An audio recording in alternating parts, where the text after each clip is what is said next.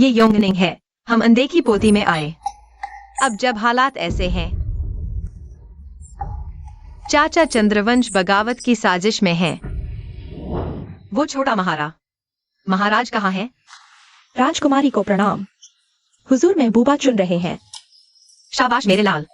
हमारी 13वीं की रस्म भी पूरी नहीं हुई और फिर दिल्ली और एशर की मफिल शुरू करी। भागो। चलो अभी शाही निवास की तरफ।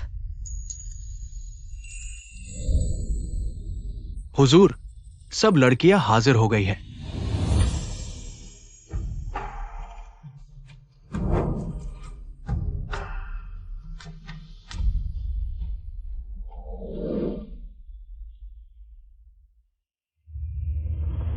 कोई खाली हाथ नहीं जाएगा।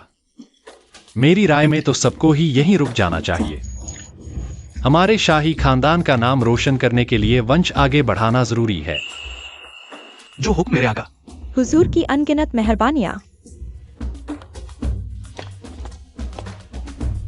हुजूर, राजकुमारी योंगनिंग आपसे मिलने की इजाजत चाहती है। उसे अंदर बुला लो। जो हुक्म।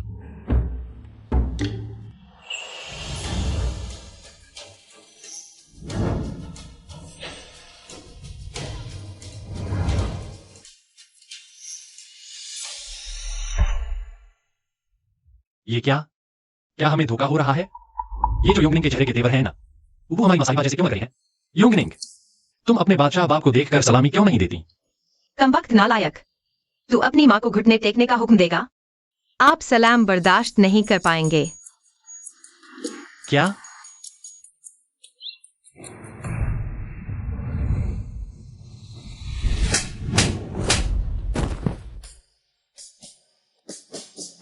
हम देख रही हैं कि तूने वो सारी शाही तहजीब और इंसाफ कहाँ भुला दी है।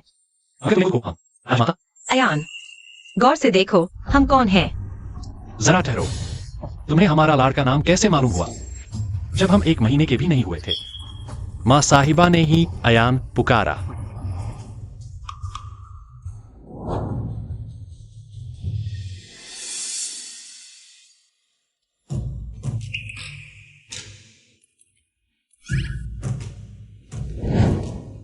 मां साहिबा, लेकिन आप आने गई क्यों? हमारे जिंदा लौटने पर तुम्हें कोई खुशी नहीं हुई? हमारी 13वीं की रस्म भी नहीं हुई और तुम यहाँ रंगरेलियां मना रहे हो? कितनी शानदार औलाद हो तुम। अरे ऐसी बात नहीं है मां साहिबा। बेटा तो बस आपको बहुत याद कर रहा था। मुझे तो बस डर लग रहा था कि अब आपसे कभी मुलाकात नहीं होगी। हमने जिस बच्चे को पाला है उसे हम अच्छी तरह जानती हैं। वो थोड़ा भीड़ जरूर है, लेकिन उसका दिल बहुत साफ है। वो इतना बेवफा और बेशर्म कभी नहीं हो सकता। आखिर ये सब क्या चल रहा है?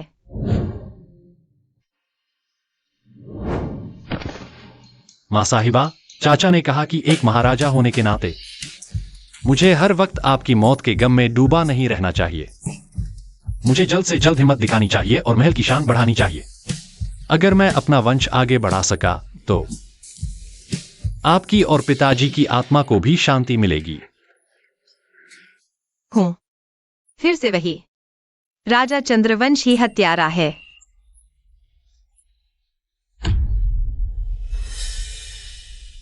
मां साहिबा, क्या आपको चाचा जान से कुछ ज्यादा ही गलतफहमी नहीं है?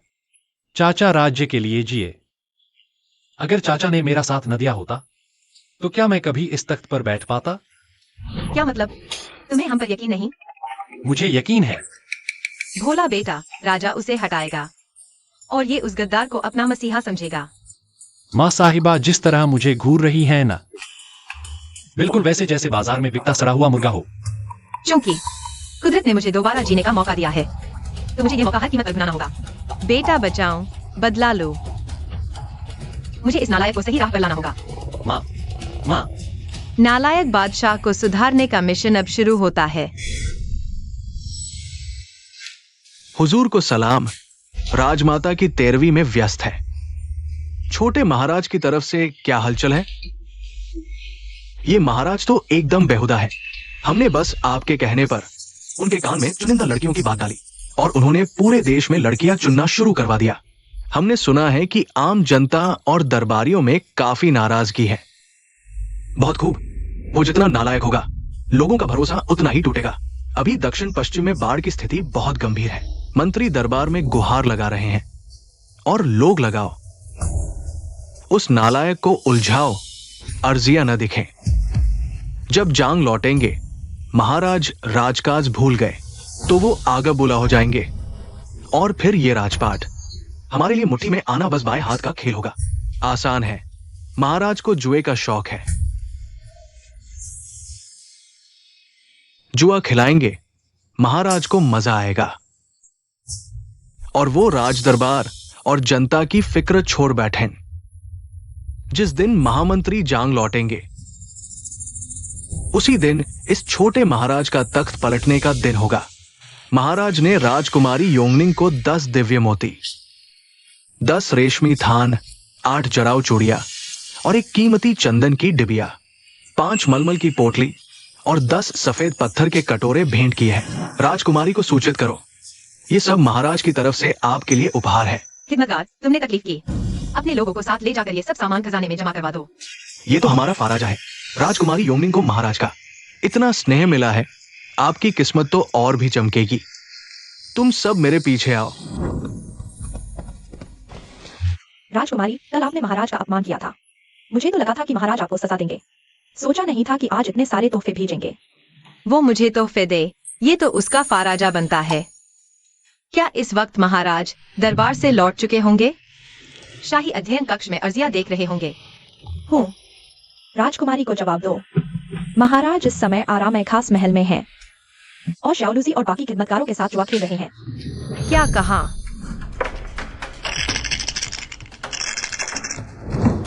छोटा छोटा छोटा। हम इस बार भी बड़े पर ही दाव लगाएंगे। इस बार भी हम ही जीतेंगे। अरे वाह हुजूर, आप लगातार 3 बार जीत चुके हैं। हम गरीबों की तो पूरी जमा पूंजी ही लुटने वाली है। आप सच में महान हैं।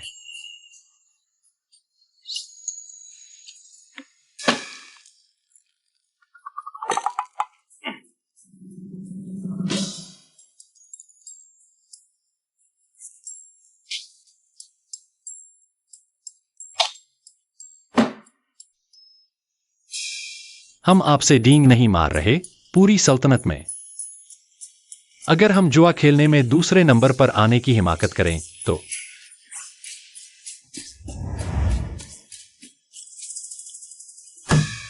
कोई पहले नंबर पर आने की हिम्मत ही नहीं कर सकता। जी हुजूर, बिल्कुल सही फरमाया। चलो खेल शुरू करो।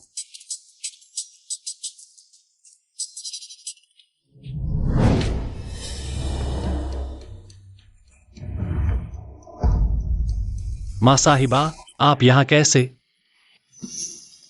क्या आप लोग चौसर खेल रहे हैं? क्या हम भी शामिल हो सकती हैं? इसी बहाने मेरे बेटे की जुए की लत छुड़ाने का मौका मिल जाएगा। क्या मतलब? क्या आपको भी चौसर खेलना आता है? हम अपनी जवानी में पूरी सल्तनत की मशहूर अक्लमंद खातून थी। हमें सिर्फ इतिहास और सियासत की किताबें ही नहीं, बल्कि ऐसे मनोरंजन के हुनर भी आते थे।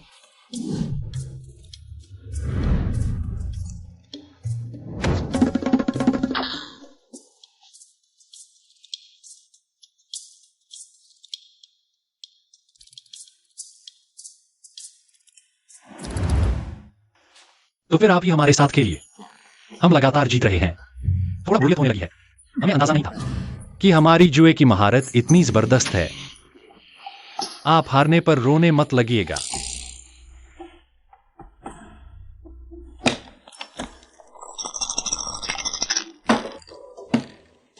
हम इस बार भी बड़े पर दाव लगाएंगे। आप हमारे पीछे पीछे बड़े पर लगाइए। पूरी जेब भर जाएगी, माला माल हो जाएंगी। ये तो साफ 3-1 है। इसमें तो छोटे पर दाव लगाना चाहिए। ये कैसे हो सकता है? हमने खुद इसे हिलाया है। क्या हमें इसके छोटे या बड़े होने का पता नहीं होगा? क्या तुम में से कोई इस राजकुमारी को कुछ चांदी के सिक्के उधार देगा? मैं वादा करती हूँ, तुम्हारे पक्के फायदा होगा। एक भी पैसा नहीं डूबेगा। ये सेवक तैयार है। इस परिवार को देखो और आपको छोटे सम्राट यह सब कुछ खो देता है। हम सब छोटे पर लगाती हैं। अच्छा, क्योंकि आप इतना बड़ा दाव खेल रही हैं, तो हम इस पूरे महीने का खर्चा दाव पर लगाते हैं। कहते हैं ना, जितना ज्यादा लगाओगे उतना ही ज्यादा कमाओगे। वैसे भी मैं जीतेगा। आखिरकार मेरा जुआ शानदार है। हमसे हारने पर आपको शर्मिंदा होने की कोई जरूरत नहीं है। जुबान पर इतना जोर मत दीजिए। अगर हार गए तो आपकी बेइज्जती होना तय है। मुझे लगता है आप ही अपनी जुबान पर जोर न दें, है ना? क्योंकि हम तो पक्का जीतेंगे। ये सच में छोटा है। आप तो जादूगर हैं। जरूर यह कोई तुक्का मारकर जीती है। हिम्मत है तो एक और बाजी के लिए। ठीक है, अगर आपको हार नहीं मानी तो अपना अपना प्याला उठाइए। एक और बाजी। अगर हम हार गए तो ये सारे सिक्के आपको लौटा दूंगी। लेकिन अगर पिताजी हार गए तो आज के बाद कभी जुआ नहीं खेलेंगे और इस महीने जितनी भी फाइलें दबी पड़ी हैं सब निपटा देंगे। पिताजी हिचकिचा क्यों रहे हैं? क्या आपकी हिम्मत जवाब दे गई? ठीक है, हम मंजूर है। प्याला लाओ।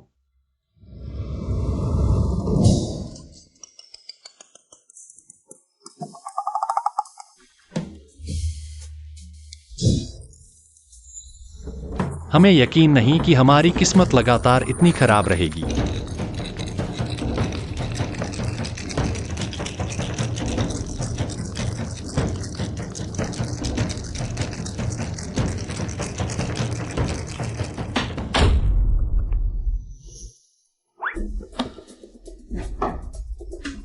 छक्का छक्का छक्का। हुजूर ने 3 छक्के फेंके हैं। राजकुमारी, अब आप किस बात की बाजी लगाएंगी? योगनिंग राजकुमारी भी नादान है। हमने आज तक ऐसी बेटी नहीं देखी जो अपने पिता को हरा सके। वाह, अब मुकाबला मत कीजिए। हमारी जीत पक्की है। सुनिए, बेहतर होगा आप हमारे सिक्के हमें लौटा दें। मुझे उनके साथ खेलने दो। इस स्मारक में इतने सारे शब्द हैं। हमारा तो मन भी नहीं कर रहा इन्हें देखने का। महाराज, इतनी जल्दी मत कीजिए। आपने तो देखा ही नहीं। इस कप के परिणाम का आकलन कैसे करें? आप जो भी फेंकेंगी आपका हारना तय है।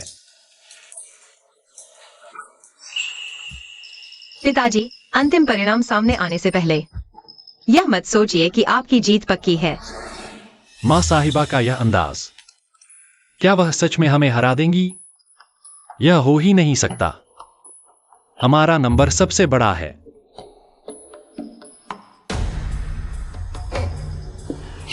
राजकुमारी को इतने आत्मविश्वास से देखकर लगा शायद कोई चमत्कार हो जाएगा, लेकिन अब लगता है हमने ही ज्यादा सोच लिया। बेहतर होगा कि आप आराम करने महल लौट जाए।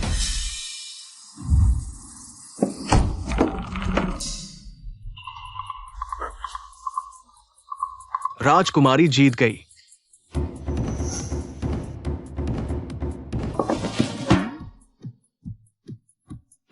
ये कैसे हो सकता है? महाराज इस देश के शासक हैं। इन पर राजकाज का बोझ बहुत है। अगर किसी ने दोबारा इन्हें मौजूदगी के लिए बाहर ले जाने की कोशिश की तो हम तुम्हें कभी माफ नहीं करेंगे।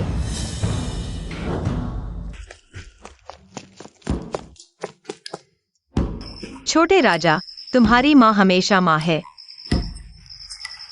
मान गए तुम? मां साहिबा, हम तो सहज ही आपको मानते हैं। हमने तुम्हें कितनी बार आगाह किया, लेकिन तुम अपने ही भ्रम में खोए रहे। घमंड ने सलाह नहीं सुनी। शासक का बड़ा दुर्गुण स्वयं को सर्वज्ञ मानना। जी, हमसे गलती हुई। अब जाओ, वचन निभाओ।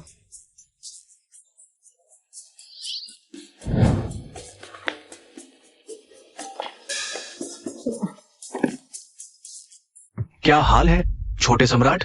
लगता है अब भी उन्हीं ख्वाजा सराओं के साथ पासे खेलने में मशगूल हो। खाना पीना भूलकर?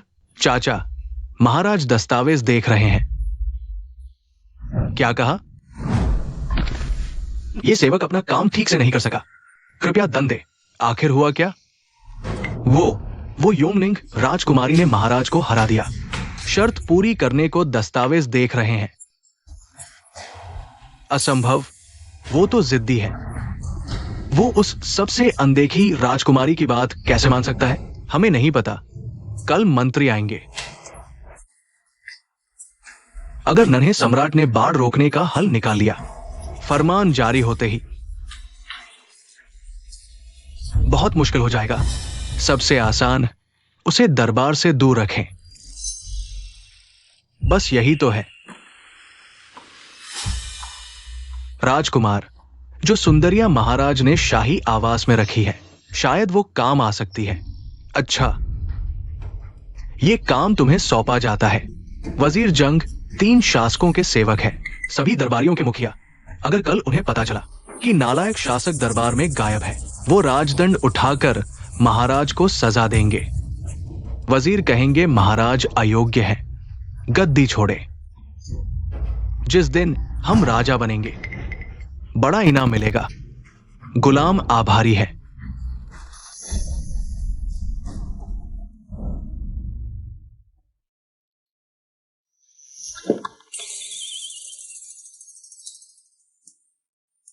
हम पूरी रात जागते रहे और बस इतने ही कागजात बचे हैं। कल इन्हें देख ले तो कोई हर्ज नहीं है ना?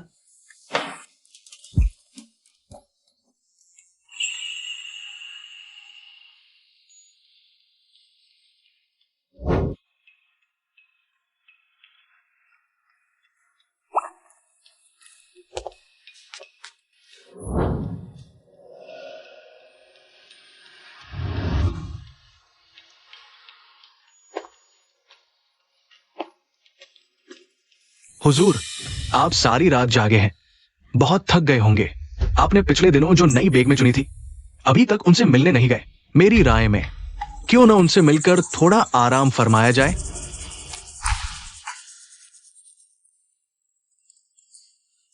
शाही सवारी चलो शाही आवास की ओर। जो हुक्म। सुंदरी, भागो मत सुंदरी। इधर आइए हुजूर। हुजूर, मैं आपके पीछे हूँ। हुजूर, जल्दी आइए, मुझे पकड़िए। सुनो, हमें मत पकड़ने देना, वरना तुम्हारी खैर नहीं। हुजूर, मैं आपके पीछे हूँ, मैं यहाँ हूँ। हुजूर, दरबार का समय हो गया। दरबार में तो चाचा है, एक दिन न जाने से क्या फर्क पड़ता है। आज फिर हमें तंग मत करना। जैसा हुजूर कहें। सुंदरी, चलो फिर से शुरू करते हैं। क्या आज महाराज दरबार नहीं आए? हाँ राजकुमारी, अभी दक्षिण पश्चिम में बाढ़ का खर है। राजकुमार चंद्रवंश, वजीर जंग और बाकी दरबारी सब राज दरबार में महाराज के फैसले का इंतजार कर रहे हैं। वजीर जंग तो सख्त और ईमानदार इंसान माने जाते हैं और उनके पास दंड राजदंड है जो नालायक शासक को भी सजा दे सकता है। नीच गद्दारों को भी। बेटे ने वजीर को गुस्सा दिलाया और ऊपर से चाचा चंद्रवंश ने आग में ही डाला, तो बेटे की गद्दी खतरे में पड़ सकती है। चलो हम महाराज को ढूंढते हैं। बेहूदगी, बाढ़ का खर जारी है। बेघर लोग दर दर भटक रहे हैं। स्थानीय अफसरों ने एक के बाद एक शाही दरबार तक याचिकाएं भेजी, लेकिन आज तक कोई कार्रवाई नहीं हुई। शाही खजाना तुम सबको हर साल इतना सोना चांदी देता है, क्या बिना काम के तनख्वाह लूटने के लिए? वजीर साहब, हमें दोष मत दीजिए। जब से आप बीमारी के कारण आराम पर गए और महाराज पर आपकी निगरानी खत्म हुई, वो फिर कभी दरबार में नहीं आए। राजकुमार, आप तो महाराज के चाचा हैं और पूर्व महाराज ने आपको राज्य की देखरेख का अधिकार दिया था। आपने सीधे महाराज को इसकी सूचना क्यों नहीं दी? आप तो मुझ पर गलत इल्जाम लगा रहे हैं। जैसे ही मुझे मामले की भनक लगी, मैं तुरंत ही महाराज को बताने आया, लेकिन उन्होंने मुझे अपना चाचा तक नहीं समझा, बिल्कुल नजरअंदाज कर दिया। वजीर साहब, माफ कीजिएगा, लेकिन एक बात कहूं, ये महाराज राजा चंद्रवंश को तो छोड़िए, अगर राजमाता भी जिंदा होती तो शायद वो भी न संभाल पाती। क्यों? अभी 13वीं की रस्म भी नहीं हुई और हमारे हुजूर ने खुलेआम नई बेगम चुनने का ऐलान कर दिया, ये कहकर कि महल को भरना है। मैंने कितना समझाया, अपनी जुबान तक सुखा ली, लेकिन महाराज ने मेरी न सुनी। बदतमीजी, प्रजा का ध्यान नहीं, बेरमी। और जब इज्जत और फर्ज दोनों खत्म हो जाए तो क्या ये तख्त बच पाएगा? महाराज कहाँ है? इतनी सुबह हो गई, अब तक दरबार में क्यों नहीं आए?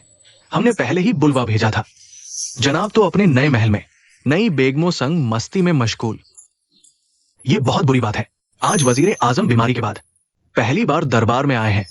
क्या महाराज अब वजीर आजम की भी कोई इज्जत नहीं करते? ये नाइंसाफी है। आप सब मेरे साथ चलिए। मैं महाराज का वजीर और गुरु होने के नाते आप सबको इसका जवाब जरूर दूंगा। लाओ शाही छड़ी।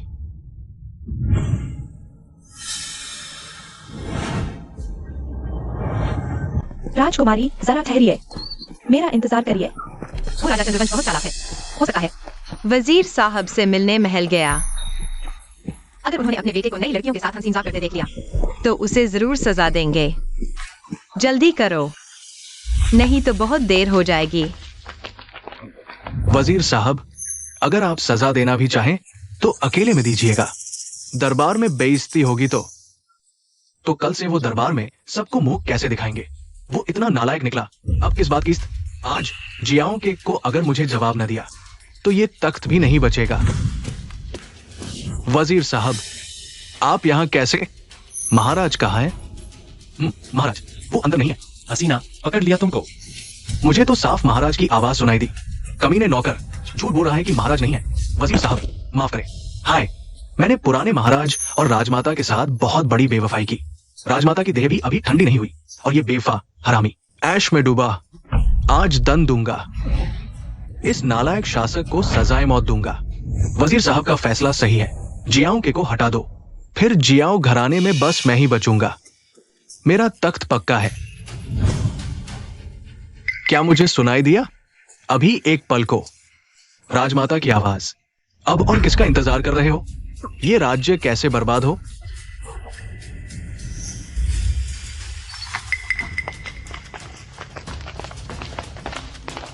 चरण स्पर्श मंत्री जी और राजा चंद्रवंश चाचा व अन्य दिग्गजों को प्रणाम। अंतःपुर में बाहरी पुरुषों का आना वर्जित है। यहाँ सब क्या कर रहे हैं? महाराज कहाँ है? अभी अभी तो हमें उनकी आवाज सुनाई दी। पिताश्री शायद शयन कक्ष में अकेले राजकीय काम कर रहे होंगे।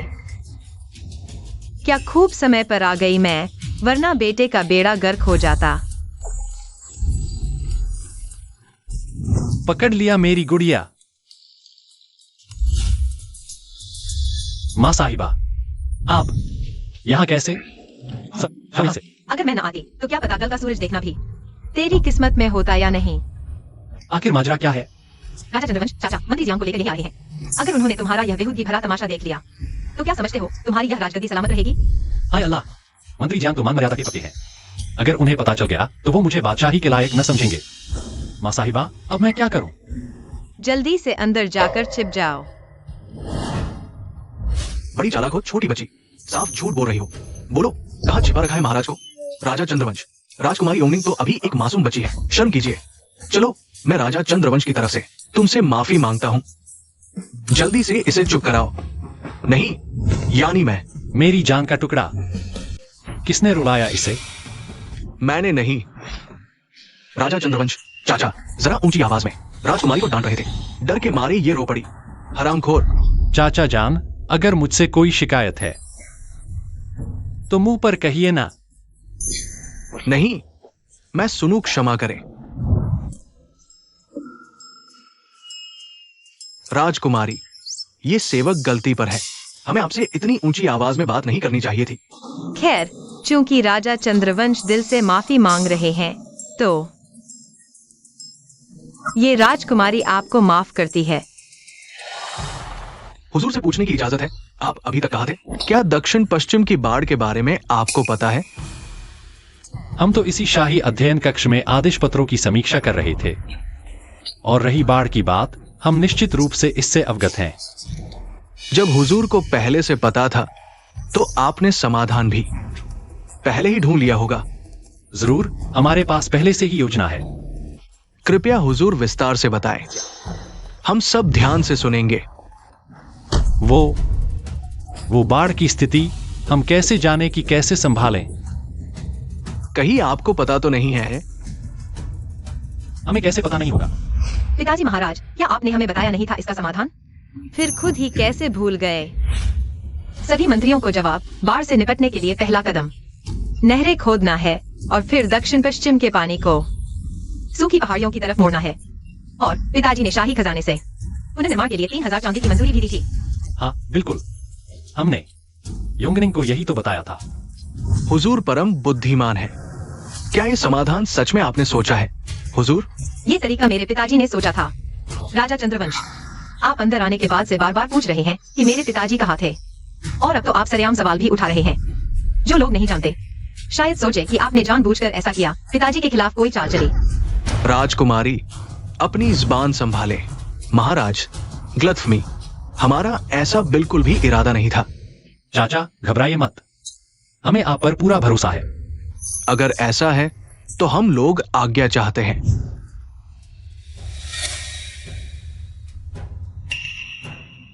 माँ साहिबा, हमसे गलती हो गई। गलती क्या है? गलती यह है कि हमने आपकी बात नहीं मानी और फरमानों पर ध्यान नहीं दिया। इसीलिए हम बाढ़ की इस मुसीबत से अनजान रहे।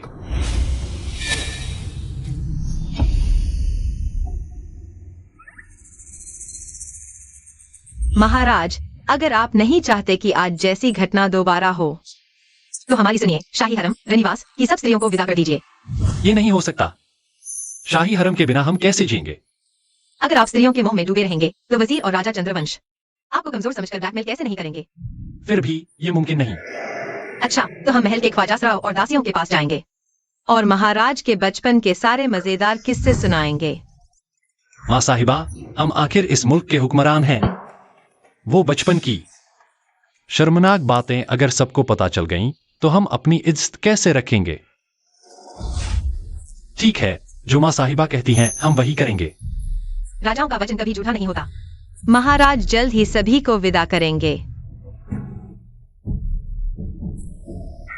हाय, आमिर भाई। जियाओं के आज राजा चंद्रवंश के मुकाबले में मात खाने की वजह न सिर्फ फाशी की है, बल्कि राजकाज की उसकी कमजोर तालीम भी है। इसीलिए वो बाढ़ का कोई हल नहीं सोच पाया। लगता है हमें ही इसे दोबारा राजनीति का पूरा पाठ पढ़ाना होगा। माँ साहिबा, क्या आप हमें हमेशा इस तरह घूर कर देख सकती हैं? जब भी आप ऐसे देखती हैं, हमारे दिल की धड़कन रुक जाती है और हौसला पस्त हो जाता है। जाओ, इंतजाम करो कि हम सब राजसी शिक्षा भवन में पढ़ने जाएं। आप तो जानकार हैं, वहां क्यों जाए? गलत। तुम और हम दोनों साथ जाएंगे। क्या कहा? माँ साहिबा, आप मजाक कर रही हैं ना? गुरुजी ने जो सिखाया था वो तो हमें आता है। बस अभी थोड़ी देर के लिए सब भूल गए थे। ठीक है, तो मैं आपके साथ ही चलता हूं। सोचा नहीं था इस उम्र में भी हम बच्चों के साथ पढ़ने जाएंगे। बाहर सुनोगे तो कितनी बदनामी होगी। लगता है ये छोटा बादशाह अब पूरी तरह बर्बाद होने वाला है। ये सब उसी योनि की वजह से हुआ। इसने मेरा सारा खेल बिगाड़ दिया। उसने उस नालायक को फिर से विद्या अध्ययन के लिए भेजने की बात कही। अगर ऐसा हुआ तो इतने सालों की मेरी मेहनत बेकार चली जाएगी। नहीं, हर हाल में मुझे ये सब रोकना ही होगा।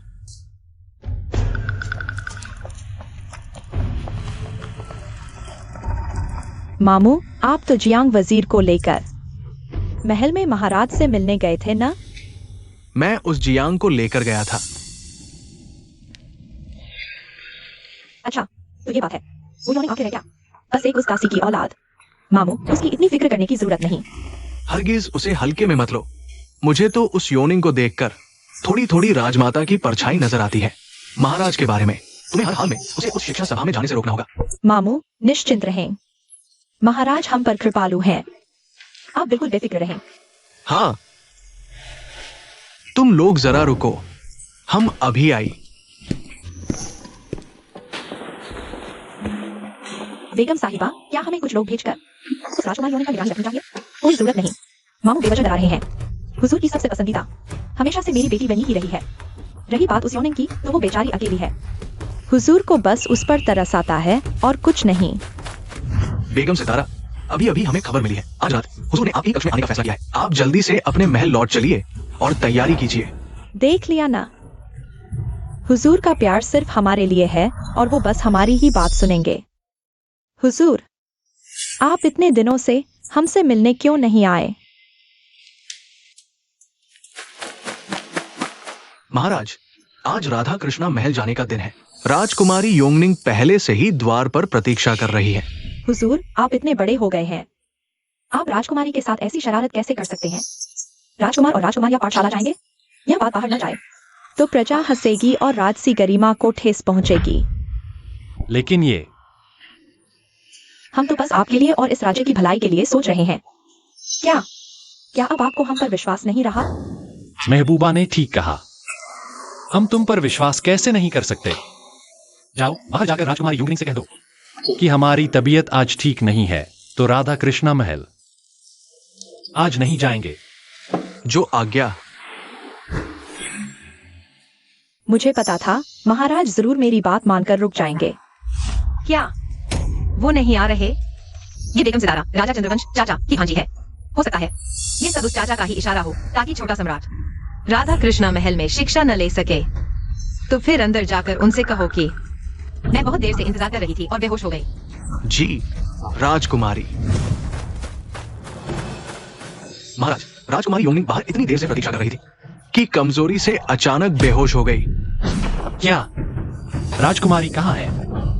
जल्दी से वैद्यराज को बुलाओ। महाराज, आप पिछले कुछ दिनों से सिर्फ शासन के काम में लगे हैं। आपने हमारे साथ जरा भी वक्त नहीं बिताया। हद हो गई। हम चाहे कितना भी नापसंद करें योंगनिंग को, लेकिन वो हमारी अपनी सगी औलाद है। तुम्हारी इतनी औकात कहा कि एक मामूली बेगम होकर यहाँ उसके लिए इतनी गंदी बद्दुआ दो। हुजूर, क्रोध न करें, हमें क्षमा करें, हमसे बहुत बड़ी भूल हो गई। ये राजकुमारी योंगनिंग ने ऐसा क्या जादू टोना किया है कि महाराज उस पर इतना एहसान कर रहे हैं? वैद्य कहाँ है? अरे इस नौकर को गए हुए कितनी देर हो गई?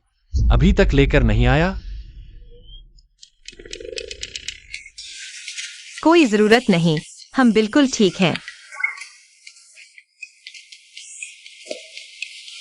लेकिन आप तो बेहोश हो गई थी ना? तुम जैसा बेटा हो तो हमें गुस्से से बेहोश होना ही चाहिए था। तू जरा नीचे आ। जल्दी से हमें भवन वापस ले चल। दर्द हो रहा है माँ साहिबा, जरा आराम से।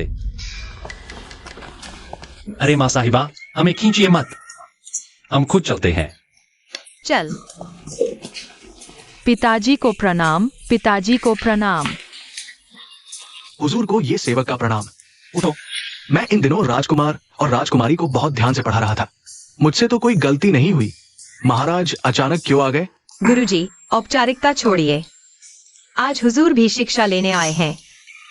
तो कृपया सब बैठ जाइए और हम पाठ शुरू करते हैं। आज हम काव्य ग्रंथ पढ़ेंगे।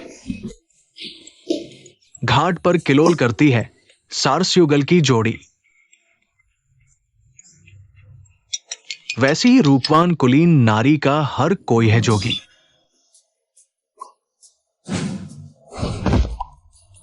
बहुत बड़ी गुस्ताखी है। हुजूर, क्रोध शांत करें। क्या इस बूढ़े सेवक ने कुछ गलत कहा? नहीं, ऐसी कोई बात नहीं। पहले आप उठिए। गुरुजी, आप गलत समझ रहे हैं। दरअसल महाराज को बस ये लगा कि आपने इतना बढ़िया पढ़ाया कि वो खुद ही आगे आना चाहते हैं और चाहते हैं कि आप उनकी परीक्षा लें। माँ साहिबा, सच में आप हमारी सगी माँ हैं। ओह, तो ये बात है। महाराज इतने ज्ञानी हैं और फिर भी इतने विनम्र। सच में हैरान कर दिया इस बूढ़े को। परीक्षा क्या, बल्कि ये कहिए, मेरे मन में कुछ प्रश्न है जो मैं हुजूर से पूछना चाहता था। कृपया हुजूर अपना ज्ञान बांटें। गुरुजी, पूछिए। यदि अकाल पड़ जाए और राजकोष का अनाज खत्म होने लगे, पहले भंडार खोलें या खेती के निर्देश दें या किसानों को निर्देश देना चाहिए? ये तो बहुत अच्छा सवाल है। ये बात है, अभी तो कोई अकाल नहीं पड़ा, मुझे लगता है। अभी हमें इस सवाल पर सोचने की जरूरत नहीं है। गुरुजी, कृपया कोई और सवाल पूछिए। महाराज, ये कैसा कहा? राजमाता ने कहा था, भविष्य की चिंता करना और तैयार रहना ही सच्ची शासन नीति है। गुरुजी, महाराज ने देश को बहुत अच्छे से संभाला है, इसलिए उन्होंने इस समस्या पर ध्यान नहीं दिया। ये तो जायज है। बेहतर होगा कि 8वें राजकुमार से उत्तर पूछ लिया जाए। गुरुजी, अगर सच में शहर में अकाल पड़ जाए तो सबसे पहले राहत देना चाहिए। अनाज के गोदाम खोलकर जनता का दिल जीते, फिर खेती को बढ़ावा देने का हुक्म जारी करे, यही इसका समाधान है। हाँ, 8वां राजकुमार सही कह रहा है। शासन वैसे ही है जैसे जल का बहाव। जनता का विश्वास बनाए रखना सबसे ज्यादा जरूरी है। पिताजी, लगता है 8वें राजकुमार भैया आपसे भी ज्यादा तेज हैं। एक सम्राट ज्ञान में 6 साल के बेटे से भी कमजोर? क्या सच में हम निकम्मे बादशाह हैं, जैसा माँ ने कहा? जबकि मैं ही पिताजी की सबसे लाडली राजकुमारी हूँ। मुझे पिताजी को साबित करना होगा कि मैं ही सबसे योग्य राजकुमारी हूँ। योंगनिंग, तुम्हारी हिम्मत, पिताजी पर उंगली उठाने की औकात नहीं तुम्हारी। तुम तो कोरे कागज के समान खाली हो। हालांकि वेन यी ने हमारी तरफदारी की, लेकिन ये बात सुनकर दिल में एक अजीब सी शर्मिंदगी हो रही है। ये राजकुमारी तुमसे बात कर रही है। क्या तुम बहरी हो गई? ये वेनी हमारे सामने हमेशा से आज्ञाकारी रही है। आज ये ऐसी बदतमीजी क्यों कर रही है? तो अब तुम चाहती क्या हो? तुम इतनी बड़ी बड़ी बातें करके पिताजी की कमियां निकाल रही थी। चलो गुरुजी से एक और सवाल पूछते हैं। क्या तुम्हारी हिम्मत है इस राजकुमारी से ज्ञान की प्रतियोगिता करने की? वेन यी बहन सिर्फ पिताजी की सबसे लाडली बेटी ही नहीं है, बल्कि गुरुजी की सबसे होशियार शागिर्द भी है। ये योंगनिंग। भला वेन यी बहन का मुकाबला कैसे कर सकती है? वेनी, जिद छोड़ो और जाकर अपनी जगह बैठो। पूरे राज्य में कौन नहीं जानता माँ साहिबा सबसे बड़ी विदुषी थी। वेन यी माँ साहिबा के सामने ऐसी धृष्टता, हिम्मत कैसे हुई? क्या हुआ? हिम्मत नहीं हुई। अब अपने पिता को मेरे खिलाफ भड़का रही हो। इतनी छोटी सी उम्र में ये वेने इतनी जहरीली बातें बोल रही है। लगता है बेगम सितारा ने इसके सामने योंगनिंग की वालिदा की बुराई करने में कोई कसर नहीं छोड़ी। मैं ये हरगिज नहीं होने दूंगी कि ये बेगम सितारा और उसकी बेटी मेरे इस शाही हरम को बर्बाद कर दें। ठीक है, मैं तैयार हूँ। गुरुजी, सवाल पूछिए। देखो, अभी दोनों राजकुमारियां आपस में उलझी हुई है, तो मैं जल्दी से कोई आसान सा सवाल पूछकर दिखावा करके खत्म करता हूँ, ताकि अपने ऊपर कोई मुसीबत ना आ जाए। दोनों राजकुमारियां, किताब की पहली पंक्ति क्या? गुरु ने मुश्किल सवाल क्यों पूछा? आकाश काला, धरती पीली, ब्रह्मांड विशाल और अराजक। तो इसका मतलब ये दोनों जानती हैं, सिर्फ मैं ही नहीं जानता। ये सवाल तो बहुत आसान है, कोई मुश्किल सवाल पूछिए। ये बताइए राजकुमारियां, मुख्य महारानी के महल में कुल कितनी मोमबत्तियां हैं? ये सवाल तो खुद इस बूढ़े को भी नहीं पता कि सही जवाब क्या है। बस शाही प्रबंधन विभाग के पास ही इसका हिसाब होगा। चलो, अब तुम दोनों से जवाब नहीं दिया जाएगा। मैं इसे बराबरी का फैसला सुनाकर खत्म करता हूँ। मेरी माँ सिर्फ बेगम है, मुझे क्या पता कि महारानी को कितनी मोमबत्तियां चाहिए होती है? ये गुरुजी बिल्कुल बकवास सवाल पूछ रहे हैं। महारानी माँ भले ही पूर्व महारानी हो, लेकिन ऐसी छोटी मोटी बातें उन्होंने कभी याद नहीं रखी होंगी। इस तरह बराबरी हो जाए तो ठीक है। कोई जवाब न दे तो छोड़ दें। ये सवाल तो बिल्कुल बच्चों का खेल है। कुल 476 मोमबत्तियां हैं, है ना? ये मुझे तो ये भी नहीं पता। मारा गया। इसको पता था कि ये योंगनिंग राजकुमारी यूं ही अंदाजे से जवाब देने की हिम्मत कर देगी।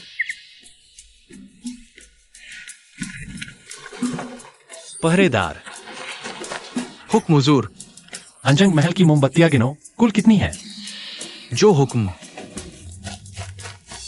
योंगनिंग, ये तो बस यूं ही एक अंदाजा लगा रही है।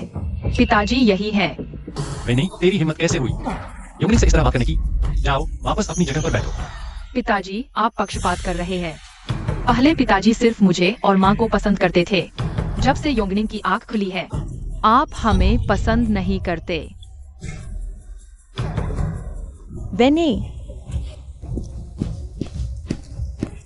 वेने, तुम क्यों रो रही हो? हुजूर, आपको हमसे शिकायत है तो ठीक है। वेनी को क्यों सता रहे हैं? वो तो बस एक बच्ची है।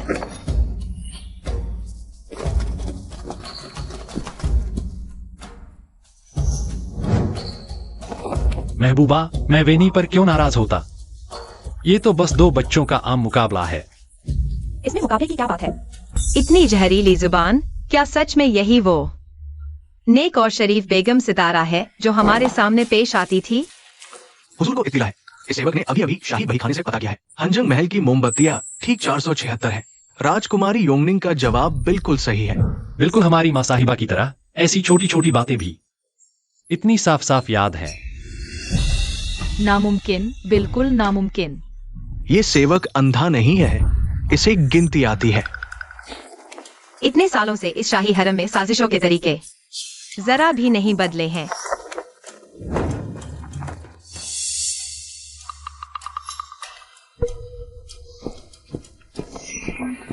हैन? नहीं, जिदोंग, उसकी आंखों का क्या मतलब था? क्या सच में सोचता है कि हम अपनी ही छोटी पोती को धक्का देंगे? अब हमें समझ आया कि वो राजा चंद्रवंश चाचा से क्यों हार जाता है। ये तो पूरा बुद्धू ही है ना।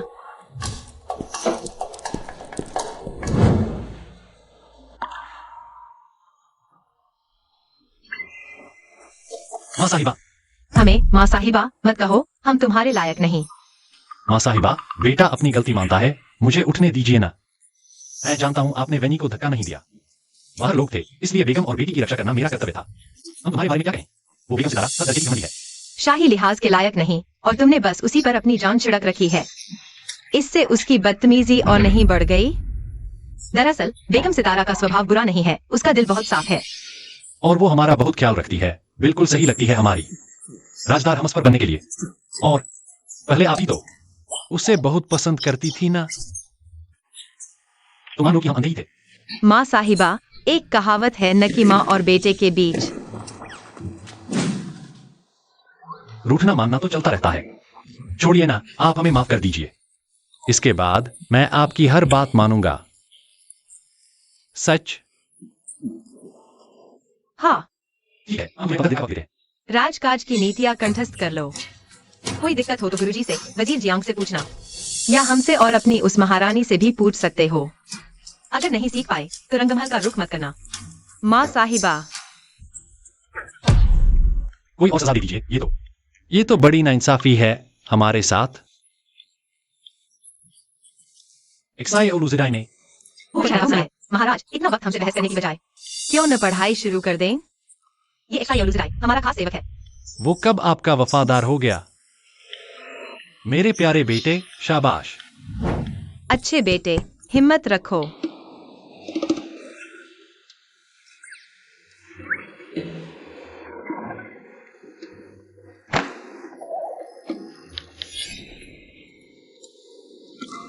महाराज, सुना है आप कई दिनों से अपने कक्ष से बाहर नहीं निकले। ये महारानी आपके लिए खास तौर पर जड़ी बूटियों का काढ़ा लेकर आई है। काढ़ा बाद में, महारानी तुम भी मां साहिबा की तरह ही ज्ञानी हो, जल्दी यहाँ आओ। मुझे बताओ इसका क्या अर्थ है?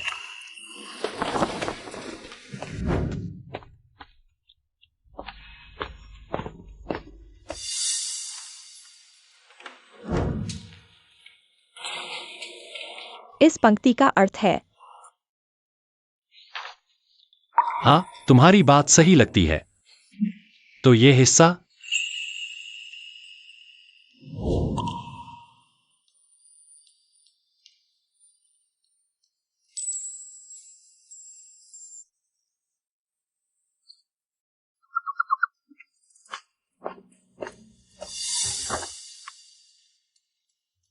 अरे, महाराज ने बहुत दिनों बाद महारानी के कक्ष में जाने का मन बनाया है। अब जब हम उन्हें इतने प्यार से देख रहे हैं तो हम सेवकों की जान को थोड़ा सुकून मिलता है। बेगम सितारा, महाराज और महारानी कक्ष में राजकाज की नीतियां पढ़ रहे हैं। हुक्म है इस बाहरी को अंदर आने की इजाजत है। गुस्ताखी! अरे कमीने नौकर, आंखें फाड़ कर देख। ये महारानी कोई बाहरी है क्या? हो सकता है ये सेवक ने गलत सुन लिया हो। महाराज ने कहा किसी को भी अंदर आने की इजाजत नहीं। हिम्मत कैसे हुई? एक दासी होकर बेगम से इस तरह बात करोगी? ये सेवक जानबूझकर बेगम सितारा को रोक नहीं रहा। बस इस वक्त महाराज का पढ़ने का जुनून अपने चरम पर है। अगर आप अभी अंदर गई तो कहीं उनका मूड खराब ना हो जाए। तो फिर महारानी क्यों अंदर जा सकती है? महारानी बहुत विदुषी है, उन्हें शास्त्रों का गहरा ज्ञान है और वो महाराज की शंकाओं का समाधान कर सकती है। अगर आप में ये हुनर होता तो आप भी अंदर जा सकती थी। ये महारानी एक फौजी अफसर की बेटी है, हम कहाँ शब्दों का हेरफेर जाने। या इन किताबी कीड़ों की भाषा समझें। ये पहली बार है जब मैंने बेगम सितारा को इस तरह मुंह की खाते देखा है। छोटे काजी साहब, आप तो बहुत बहादुर निकले। थोड़ी देर पहले तो मेरी भी जान निकल गई थी, लेकिन खैर हम तो राजकुमारी योंगनिंग की संगत का असर है। रुतबा कम नहीं पड़ने देना चाहिए। सुनो, राजकुमारी योंगनिंग कोई आम औरत नहीं है। राजकुमारी जियाउलुजी ने खबर दी है। सुना है महाराज इन दिनों शयन कक्ष में पढ़ाई कर रहे हैं। हरम की तरफ रुख भी नहीं किया, लेकिन महारानी जरूर अक्सर उनके लिए जड़ी बूटी का काढ़ा लेकर जाती है। कभी इस पटरानी को हमने ही बड़ी सोच समझकर चुना था। रूप, विद्या और बुद्धि सब में श्रेष्ठ, पर अफसोस बहुत ही सादगी पसंद है। ना कोई होड़, ना कोई जिद, बस दिन भर पूजा पाठ में लगी रहती है। स्वाभाविक है उस घमंडी बेगम सितारा के हाथों सब कुछ छिन गया। लगता है पिताजी अभी भी पूरी तरह से नालायक शासक नहीं बने हैं। अगर आधे महीने के भीतर हम पिताजी और माँ का रिश्ता सुधारें, दोनों काम होंगे। अगर राजा और रानी का दिल एक है तभी साम्राज्य हमेशा समृद्ध रहेगा। राजकुमारी, आप निश्चिंत रहें, महाराज आपकी नेक नीयत जरूर समझेंगे। उम्मीद है ऐसा ही हो।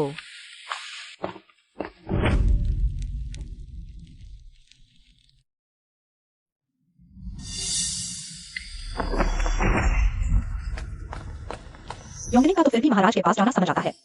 वो महारानी क्या चुड़ैल बनने की जरूरत? जो आके हुजूर को रिझाने लगी। माँ, वो पटरानी है, उन्हें पिताजी को रिझाने की जरूरत नहीं। उनका तो सब कुछ पहले से है। ये सब सोचो तो गुनाहगार उस राजमाता बुढ़िया का ही है। उस वक्त हम और जियांग लिंगशियान दोनों साथ महल में आई थी।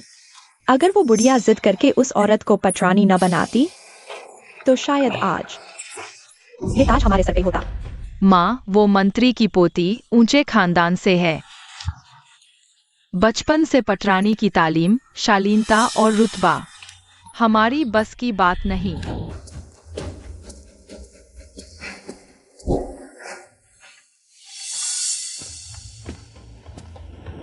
बेगम सितारा, जरा गुस्सा थूकिए। वो एक मामूली सी पटरानी ही तो है, उसके लिए अपना दिल जलाना फिजूल है। मामू, आप नहीं जानते, जब से महाराज उस महल में गए हैं हमारी तरफ आंख उठाकर भी नहीं देखा। हम देख रहे हैं कि वो बदसूरत पटरानी कैसे हुजूर पे हावी हो रही है। हमसे ये बर्दाश्त नहीं होता। औरतों की फितरत, बस कसम की चाहत। लेकिन महारानी तो मंत्री जियांग की पोती है। बेगम सितारा से गिराए जियांग शियाओं में फूट। उसके बाद हमारे लिए तख्ता पलट करना बहुत आसान हो जाएगा। महाराज ने ठुकराया, बेगम यही मौका पकड़े और पटरानी का तख्ता पलट दे। लेकिन पटरानी के पीछे तो मंत्री का पूरा खानदान खड़ा है। महाराज इतनी आसानी से उसे हटा नहीं सकते। बेगम फिक्र न करे, जैसे ही महाराज और रानी के बीच दूरी आए, राज दरबार में आपके लिए आवाज उठाने वाला ये सेवक मौजूद रहेगा। तो फिर हम दिल से मामू के शुक्रगुजार हैं। हाँ हाँ हाँ, मेरी ये भांजी कितनी बेवकूफ है, मेरी चाल का शिकार होकर भी इतरा रही है। राजकुमारी, क्या वो महारानी साहिबा नहीं है? इतने लंबे समय बाद आखिरकार मेरी नजर मेरी प्यारी बहू पर पड़ी गई। चलो महारानी साहिबा के पास चलकर उनका हालचाल पूछते हैं। अच्छा,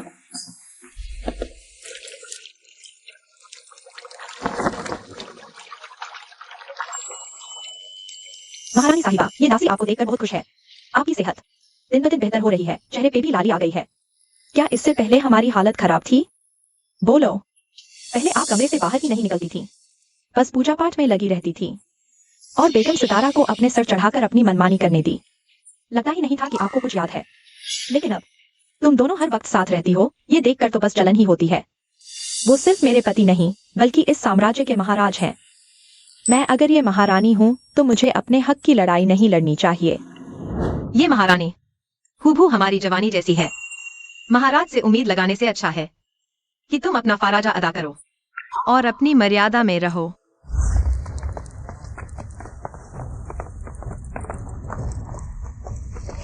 अच्छा, सुना था बड़ी बहन दिन रात हुजूर के साथ रहती है। आज अचानक यहाँ मछलियों को खाना खिलाने का मन कैसे कराया? क्या आपकी बोरिंग हरकतों से ऊबकर महाराज ने आपको भगा तो नहीं दिया? छोटी सी जिया, चलो यहाँ से। अरे, सच बोला तो जल गई। मैंने पहले ही कहा था, महाराज को तुम में कभी दिलचस्पी नहीं हो सकती। कुछ लोग इस तालाब की मछलियों की तरह होते हैं। महाराज को जब मन किया आकर छेड़ दिया और जब भूले रहे तो अपने हाल पर मरने के लिए छोड़ दिया। राजकुमारी, क्या हमें जाकर देखना चाहिए? तुझे हिम्मत कैसे हुई? जो महारानी साहिबा से मुंह लगाएगी। और तू कौन होती है, मेरी दासी पे हाथ डालने वाली? महारानी मुझे माफ करें, ये दासी बस इसे तमीज सिखा रही थी कि बड़ों से कैसे बात की जाती है। हमारे सामने बड़ों का लिहाज दिलचस्प है। छोटी सी जिया, बेगम सितारा को बताओ, बड़ों से मुंह लगाने की सजा क्या होती है? महारानी, आपको मेरे लिए न्याय करना होगा। महारानी, हिम्मत कैसे हुई? हम महारानी हैं। हम क्यों नहीं कर सकती? पहले हमने सिर्फ इसलिए कुछ नहीं कहा, हम तुमसे बहस नहीं करना चाहते। सोचा था हम कमजोर हैं, लेकिन फिर भी हमारी अपनी अहमियत है, यह याद रखो। नई लड़कियां आती हैं, सुंदरता मुरझाती है। वो है हम। महाराज के नाम के साथ सिर्फ हमारा ही नाम जुड़ा हुआ है, बस हमारा ही। बेगम बस बेगम ही होती है। शाही बाग का फूल पहली नजर में आकर्षक, लेकिन रोज रोज देखने पर बिल्कुल बेकार और उबाऊ हो जाता है।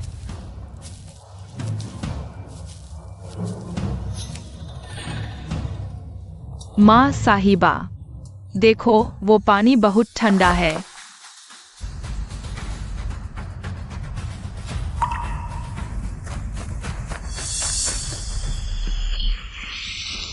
वेने, अरे कोई है। मदद करो। वेनी, वेनी, हुजूर, ऐसा मत कीजिए। कोई बुलाओ। जल्दी से राजकुमारी को बाहर निकालो। वेनी, वेनी, तुम ठीक तो हो? जी, भले ही आपको मुझसे नफरत है, लेकिन आप वेनी को इस झगड़े में कैसे घसीट सकती हैं? वो तो अभी भी एक मासूम बच्ची है। राजवंश को मारने की साजिश, सजा जानते हो? आप इस तरह का घृणित आरोप नहीं लगा सकती। और सबको साफ दिख रहा है कि राजकुमारी वेनी ने खुद छलांग लगाई है। हुजूर, कृपया सच पर गौर फरमाएं। तुम महारानी की दासी हो, तो तुम तो अपनी मालकिन का ही पक्ष लोगी ना। महारानी, देखिए, आपको हमारी बेगम के लिए इंसाफ करना ही होगा। पिछले कुछ दिनों से हुजूर का साथ पाकर हमारी बेगम थोड़ी खुश थी, लेकिन वो महारानी सिर्फ हमारे महल में ताने मारने आई थी। और जब हम अपनी बेगम की तरफ से दो बोल बोले, तो देखिए महारानी के लोगों ने हमारा ये हाल कर दिया, और राजकुमारी वेनी को भी। महारानी ने ही धक्का देकर पानी में फेंका है। बेगम सितारा, वेनी तुम्हारी बेटी है, उसे दाव पर लगाया। महारानी मर्यादित हैं, कभी झगड़ा नहीं करती। वेनी, तुमने कभी अपने अब्बा से झूठ नहीं बोला। अब बताओ, तुम पानी में कैसे गिरी? अब्बा, ये महारानी थी। महारानी ने मुझे धक्का दिया। ये बच्ची कितना बड़ा झूठ बोल रही है।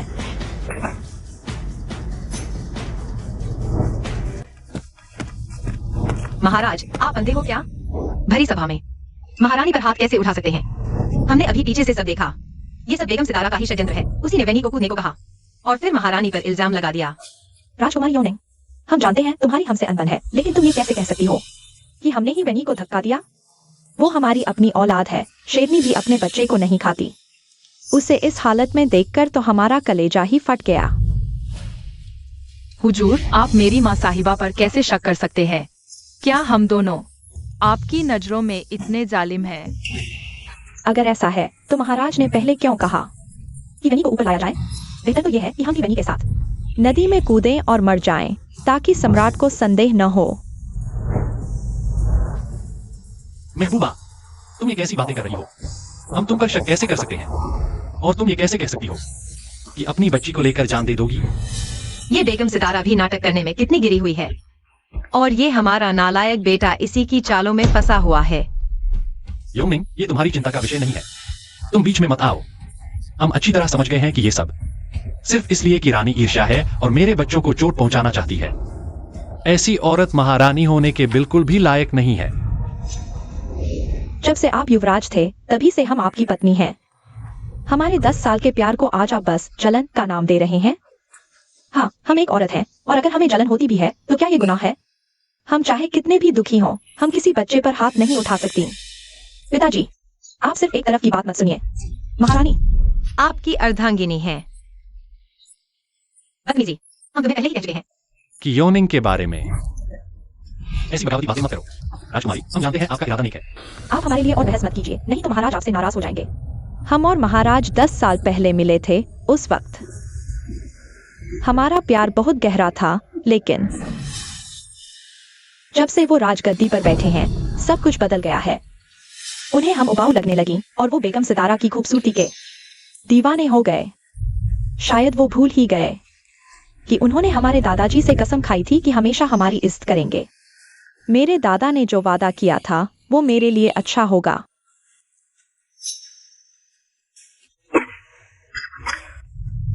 महाराज, वेनी की तबीयत बहुत खराब है। हुजूर, ये तो बड़ी रानी साहिबा की ही गलती है। आप अचानक से जनरल जियांग का जिक्र क्यों कर रहे हैं? कहीं आप महाराज को धमकी तो नहीं दे रही? जनरल जियांग का नाम लेकर हमें धमकाना बंद करो। तुम्हारा चरित्र दोषपूर्ण है।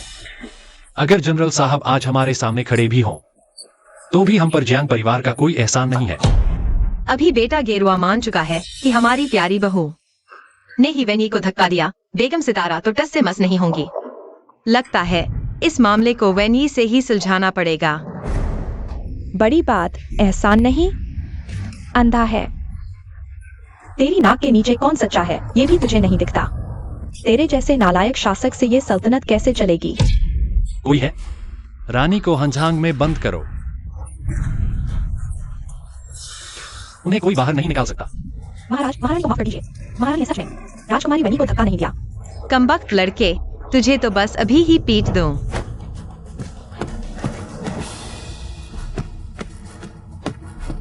महाराज, बेटे से अभी गलती हुई। मुझे पानी में धक्का देने वाली महारानी नहीं है, बल्कि मेरी माँ बेगम है। ये क्या बक रही हो तुम? महाराज, मैनी को माफ कर दीजिए। मैनी बिना सोचे समझे बोल रही है। नहीं, मैं झूठ नहीं बोल रही। मान बेगम ने ही महारानी को फंसाने के लिए मुझे पानी में कूदने को कहा था। बेअदब, हम यहाँ मौजूद हैं और तुम्हारी हिम्मत है वेनी के साथ ऐसा सलूक करने की, तो रोजमर्रा में तुम इसके साथ कैसे पेश आती होगी? महाराज, महाराज, मैनी मेरा अपना बच्चा है। मैं भला उसे धक्का कैसे दे सकती हूँ? अब भी बहाने बना रही हो? सिपाहियों, बेगम सितारा को ले जाओ। गुंजू महल में 1 माह नजरबंद रहेंगी। हमारी इजाजत के बिना कोई उनसे मिलने नहीं जाएगा। महाराज, महाराज। ये सेवक विदा लेता है।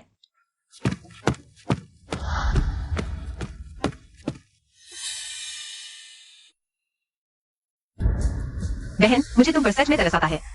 वो बेगम सितारा, वो तुमसे कोई मोहब्बत नहीं करती। उसने जो भी किया सिर्फ जल्दी से महारानी बनने के लिए किया। बाद में बेटा पैदा करके पूरे हरम पर कब्जा कर लेगी, बस इतना ही। तुम झूठ बोल रही हो। मेरी माँ साहिबा ने सब मेरे भले के लिए किया। तुम तो बस एक मासूम बच्ची हो, कमजोर सेहत की, और उसने तुम्हें उस बर्फीले पानी में कूदने को कहा। अगर उसे तुम्हारी जरा भी फिक्र होती तो कभी तुम्हारी जान से नहीं खेलती। अगर वो सच में महारानी बन गई और उसका अपना बेटा भी हो गया, उससे बेहतर माँ साहिबा पर भरोसा करो, जो तुम्हें बस सीढ़ी समझती है। सीधे अब्बा हुजूर को खुश करो, यही अक्लमंदी है। सितारा को साजिश के जुर्म में नजरबंद किया गया। क्या हमने उसे इतना समझाया था? सब बेकार, न काबिल है ये औरत। बड़ा धक्का लगा बेगम सितारा के बिना, जो रात को हुजूर के कान भरती थी। हमारा बड़ा मकसद क्या फिर से अटक जाएगा? शहर में बेघर शरणार्थी आए हैं। राजा साहब, कुछ खेल रचा जाए। सही कहा। वैसे भी जनता हुजूर के खिलाफ पहले से ही बहुत नाराज है। निकालने का हुक्म दिया तो बगावत होगी। उस वक्त हमें पूरा यकीन है सारे दरबारी हुजूर का साथ छोड़ देंगे। हुजूर, महाराज बाहर एक पहर से धूप में खड़े हैं। बाहर बहुत तेज गर्मी है, आप उन्हें अंदर बुला ही लीजिए। माँ साहिबा होश में है? कल का सलूक याद है? उन्हें जरूर थोड़ा तड़पने देना चाहिए। उन्हें बाहर धूप में झुलसने दीजिए। हमारी बहू कितनी दयालु है, महाराज को जरा भी तकलीफ नहीं देख सकती। तो चलो, ये माँ अपनी प्यारी बहू की तरफ से ही उनकी खबर लेती है। राजकुमारी, हालांकि ये महारानी महाराज से नाराज है, लेकिन वो आखिर मुल्क के बादशाह हैं, इसलिए। महारानी साहिबा, अब बस मेरी बात मानिए ना। इसे बस महाराज को थोड़ा सबक सिखाने की सजा समझिए। हुजूर, महारानी ने कहा है कि आप अभी वापस जाइए। इस वक्त वो व्यस्त हैं। राजकुमारी योंगनिंग के साथ निजी बातें कर रही हैं। अंदर जाकर महारानी से कहो, हमें कोई जल्दी नहीं है। जब उनका दिल भर जाए तब हम अंदर आएंगे। हाय अल्लाह! हुजूर, आप आग में घी और न डालिए। महारानी पहले ही नाराज है। सब लोग दीवार की तरफ मुंह करके सोचते हैं, लेकिन हम तो यहाँ धूप में पिघलने वाले हैं।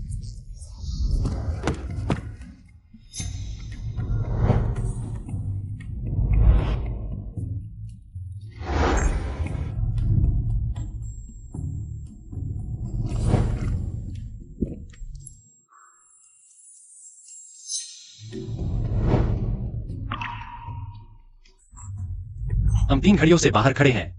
अब तो आपका दिल ठंडा हो गया होगा ना? महाराज क्यों योंगनिंग से इतनी तहजीब से बात कर रहे हैं? गलती तो आपकी ही थी, महारानी पर बेवजह शक किया। आपको उनसे माफी मांगनी चाहिए। इतनी सी तकलीफ भी आपसे बर्दाश्त नहीं हो रही। ठीक है, ठीक है, हमें अपनी गलती का एहसास है। खत्मा, सब खत्मा। कहीं महाराज का दिमाग मेरी वजह से खराब तो नहीं हो गया? वो खुद को राजकुमारी का बेटा कहने लगे हैं। नहीं नहीं, जरूर दिमाग खराब हो गया है। योंगनिंग तो साफ तौर पर महाराज की बेटी है।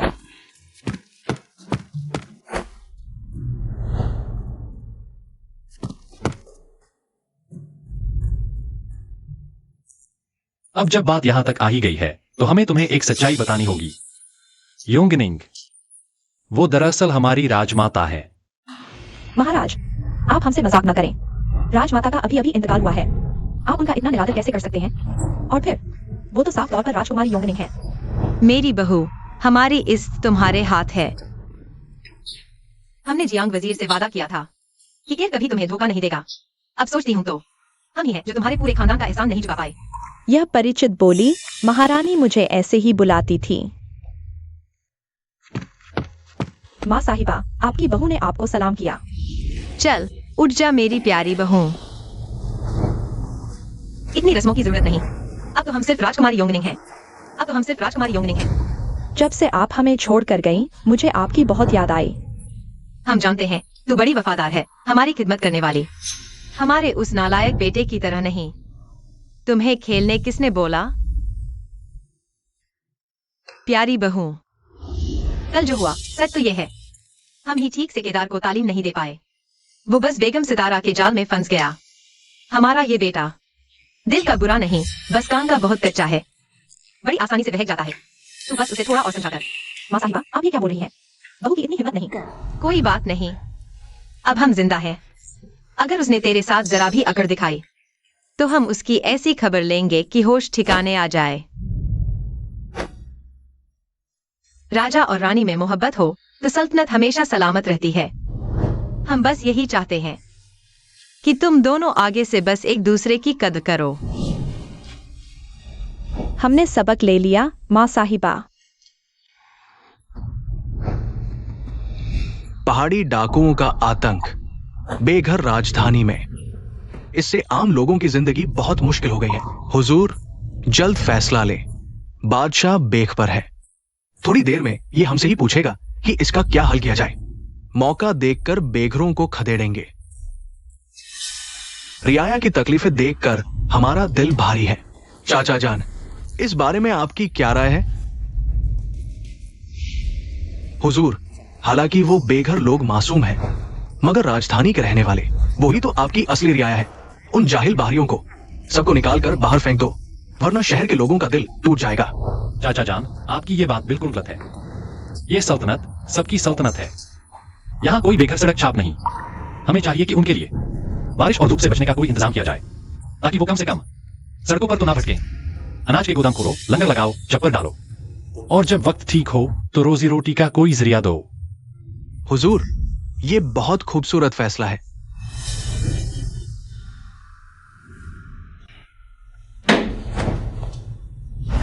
ये एक्साइओ की हिम्मत कैसे हुई खुलेआम हमारा विरोध करने की?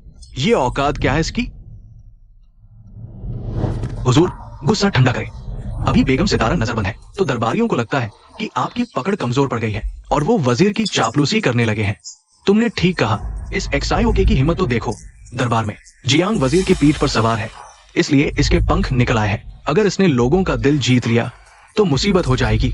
हुजूर, चूंकि छोटा महाराज लंगर बांटकर दिल जीतना चाहता है, तो हम इसी मौके पर खाने में जहर मिला सकते हैं। फिर महाराज पर जनता के तिल का दाग कभी नहीं धुलेगा। सही कहा। वो इस छोटी सी एहसान से दिल जीतना चाहता है तो हम जनता के गुस्से का शिकार बना देंगे। किसी भरोसेमंद आदमी को यह काम सौंपो। कोई गलती नहीं होनी चाहिए। जो हुक्म मालिक।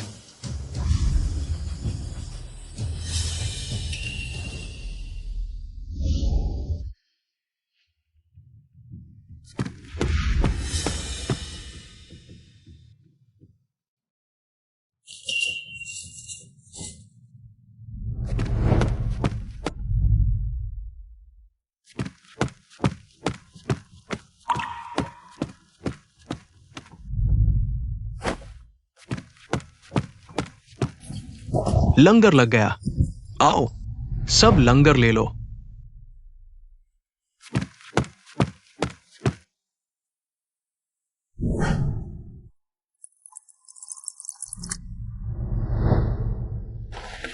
महाराज की कृपा से हमें सर छुपाने को छत मिली, वरना हम तो आज भी सड़कों पर पड़े होते। हमारे शहंशाह पर हमें गर्व है। यही हमारी खुशकिस्मती है। माँ साहिबा, आप ये चखिए। ये मैंने खास शाही रसोई से बनवाया है। गोपाल, आराम से, हमारा मुंह भर गया है। अरे माँ, पहले आप मेरी फिक्र करती थीं।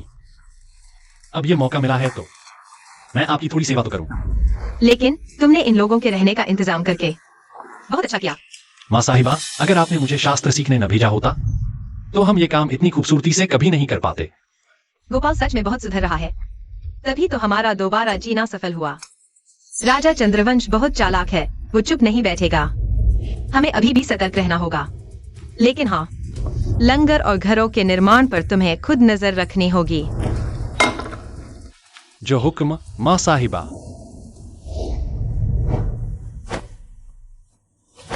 मेरा पेट। महाराज, बहुत बड़ी अनहोनी हो गई। शहर के लोगों ने हमारा दलिया पिया और जहर से उनकी मौत हो गई।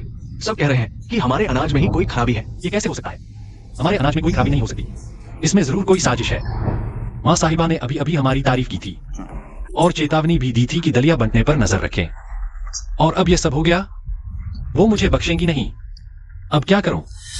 हाँ, एक बात है। चाचा चंद्रवंश हैं। जाओ तुरंत चाचा को बुलाओ। यह बात राजकुमारी योगिनी को बिल्कुल पता न चले। जो हुक्म हुजूर। शुक्र है अभी चाचा हैं जो मुझे सलाह दे सकते हैं। ये सेवक महाराज के दर्शनों में उपस्थित है। चाचा, आप तो हमारे हैं, कोई तकल्लुफ नहीं। आप आ गए, यही बहुत है। ऐसा कैसे हो सकता है? चाचा, आपको मुझ पर भरोसा होना चाहिए। ये सब जरूर किसी ने मुझे फंसाने की साजिश की है। अगर वजीरों को पता चला तो सब मुझे दोष देंगे। चाचा, इस मामले में आप ही मेरी मदद कर सकते हैं। चाचा, बेफिक्र रहिए, बेझिझक जांच कीजिए। जांच में जो भी सामने आए, हम खुद आपके साथ खड़े रहेंगे और इंसाफ करेंगे। अगर हुक्म ऐसा ही है तो ये बूढ़ा सेवक आज्ञा का पालन करेगा। चाचा, जल्दी से अपराधी खोजें और मुझे निर्दोष साबित करें। ये छोटा सा महाराज तो निपट बेवकूफ निकला। इतनी आसानी से असली अपराधी को ही जांच का जिम्मा दे दिया।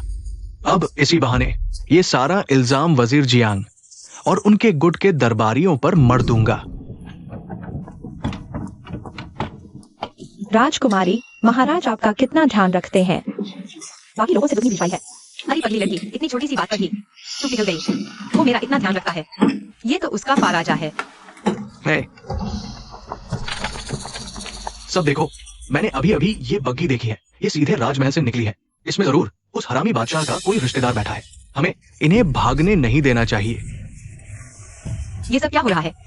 राजकुमारी भूखे रास्ता रोक रहे हैं। ये राजकुमारी है, इसी का बाप हमें मारना चाहता है। इन्हें मत छोड़ो। तुम लोगों का ये क्या मतलब है? अरे राजकुमारी, आप बाहर मत जाइए, प्लीज अंदर आ जाइए। तुम लोग क्यों कह रहे हो कि हुजूर तुम्हें मार डालना चाहते हैं?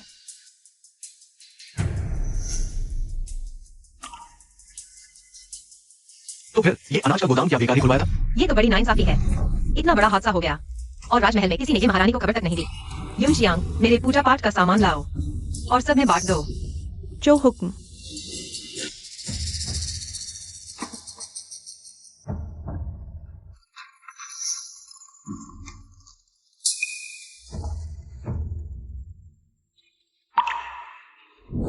कुछ ही है पर भूख मिट जाएगी।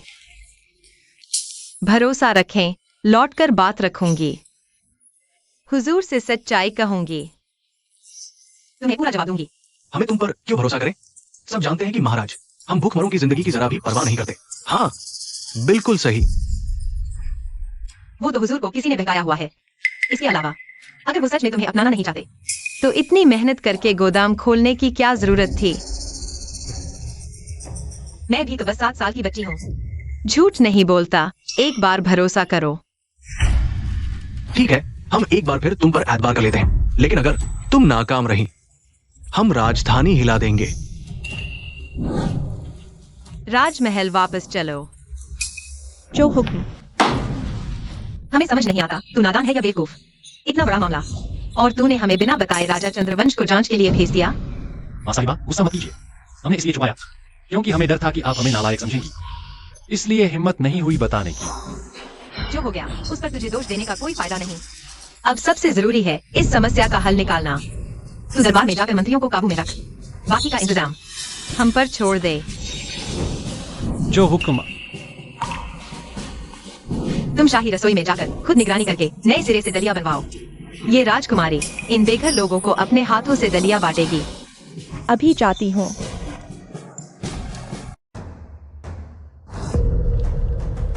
महाराज ने दलिया भिजवाया है। सब लोग जल्दी आइए। शाही खाना हम जैसे गरीबों की पाचन शक्ति के लिए नहीं। अगर गलती से किसी की मौत हो गई तो इंसाफ के लिए कहाँ जाएंगे?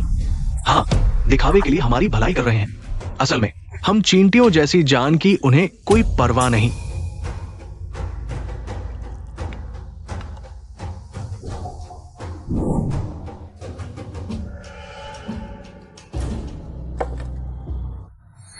सुनिए, मैं इस महाराज की सबसे छोटी बेटी योंगनिंग हूँ।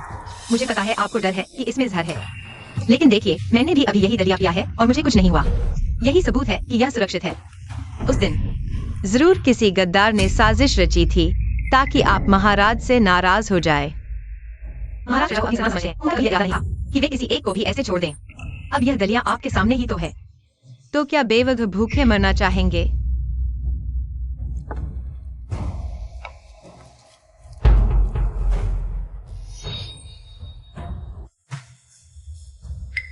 महाराज चाहे जैसे भी हो, अपनी बेटी पर कभी वार नहीं करेंगे। जब राजकुमारी ने ये खिचड़ी खा ली है तो हमें भी एक बार महाराज पर भरोसा करना चाहिए। हाँ, ज्यादा से ज्यादा यही होगा कि जहर से मर जाएंगे, लेकिन भूखे मरने से तो यही बेहतर है। हाँ, बिल्कुल सही कहा।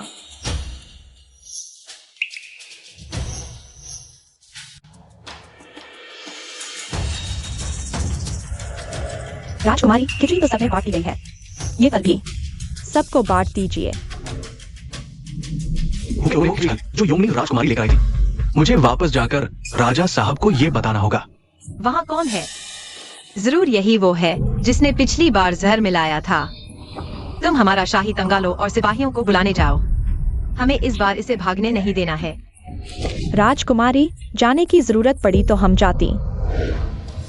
वो कहाँ गायब हो गया? इतनी जल्दी कैसे ओझल हो गया?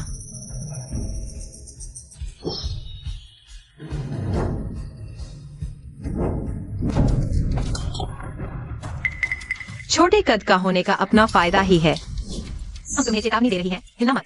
तुम, मुझे धमकाने की औकात है तुम्हारी?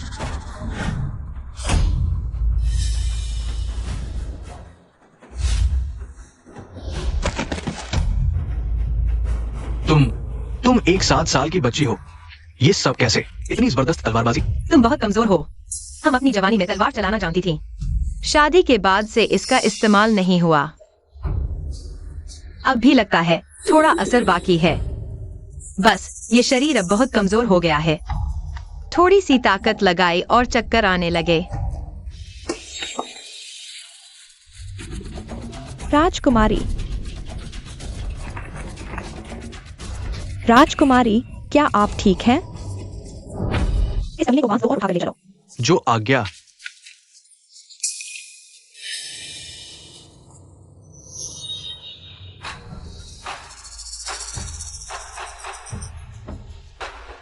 राजकुमारी कैसी है? अगर उन्हें कुछ हुआ तो हम तुम्हें कभी माफ नहीं करेंगे। राजकुमारी बस बहुत थक गई थी, इसलिए वो बेहोश हो गई। थोड़ी देर में होश में आ जाएंगी।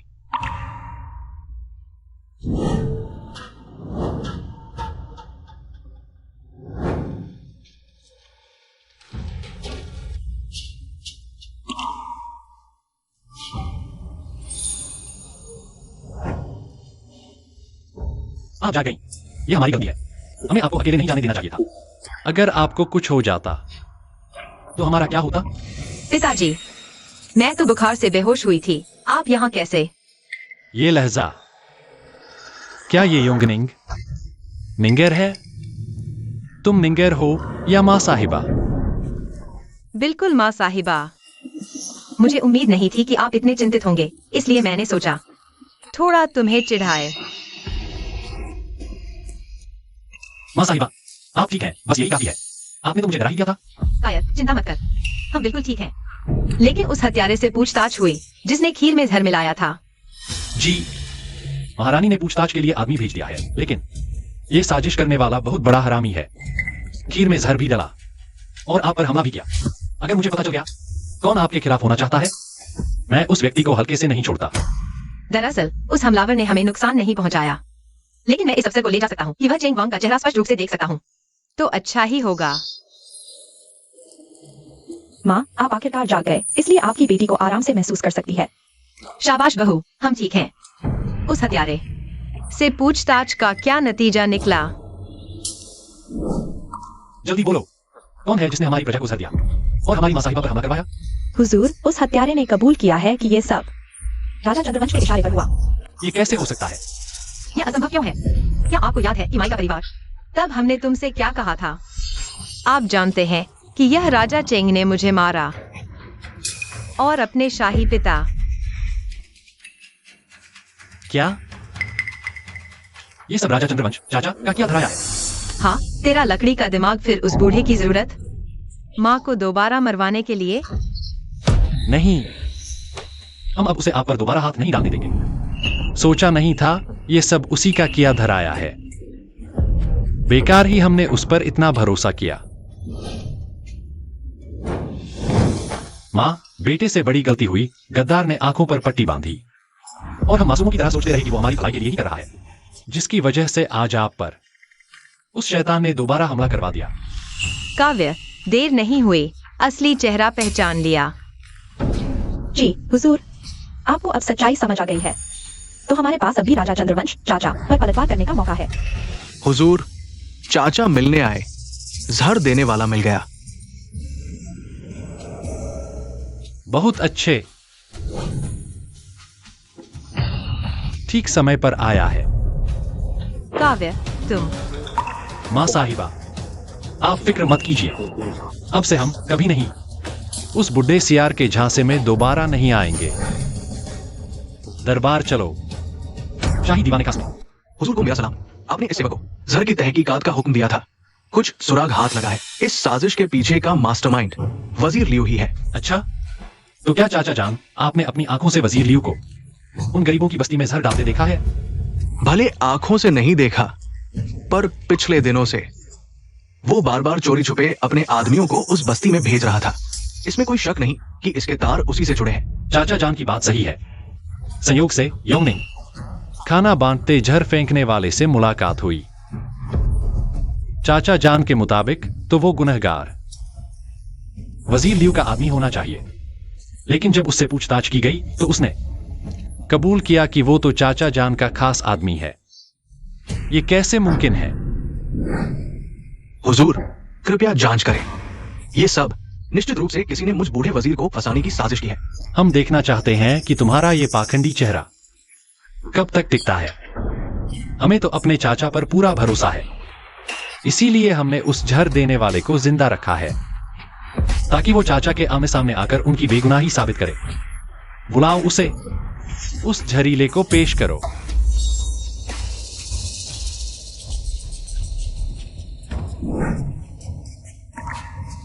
हुजूर, ये गुलाम सब कुछ कबूल करता है।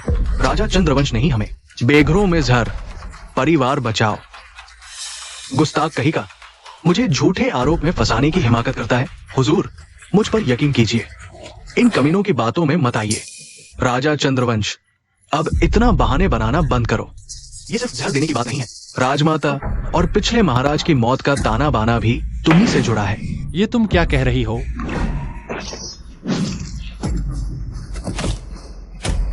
राजा चंद्रवंश, तुम्हारी ये हिमाकत। हुजूर माफ करें, ये शख्स पूरी तरह झूठ बोल रहा है। राजा वजीर में फूट सहन नहीं। गद्दार को दरबार में मारा। फैसला तो इनका होना चाहिए था। तुमने ऐसा करके क्या हमारे हुजूर को आंखें दिखाने की कोशिश की है? गलत कह रही हो। मैं महाराज का चाचा हूं।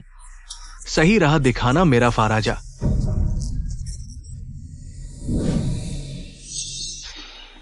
हम तो चाचा के एहसानमंद हैं।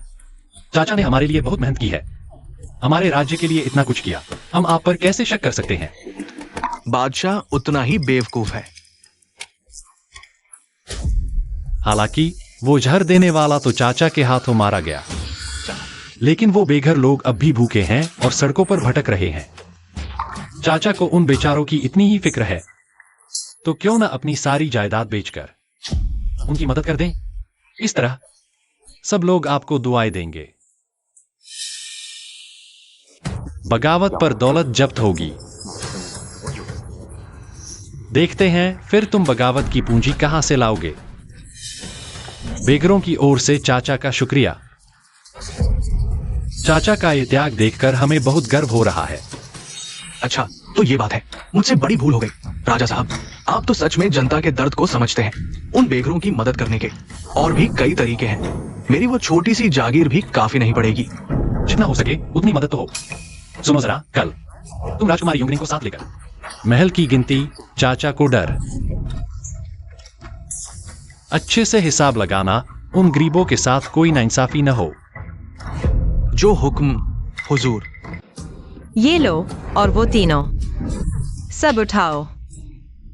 एक भी कीमती चीज पीछे न छूटे।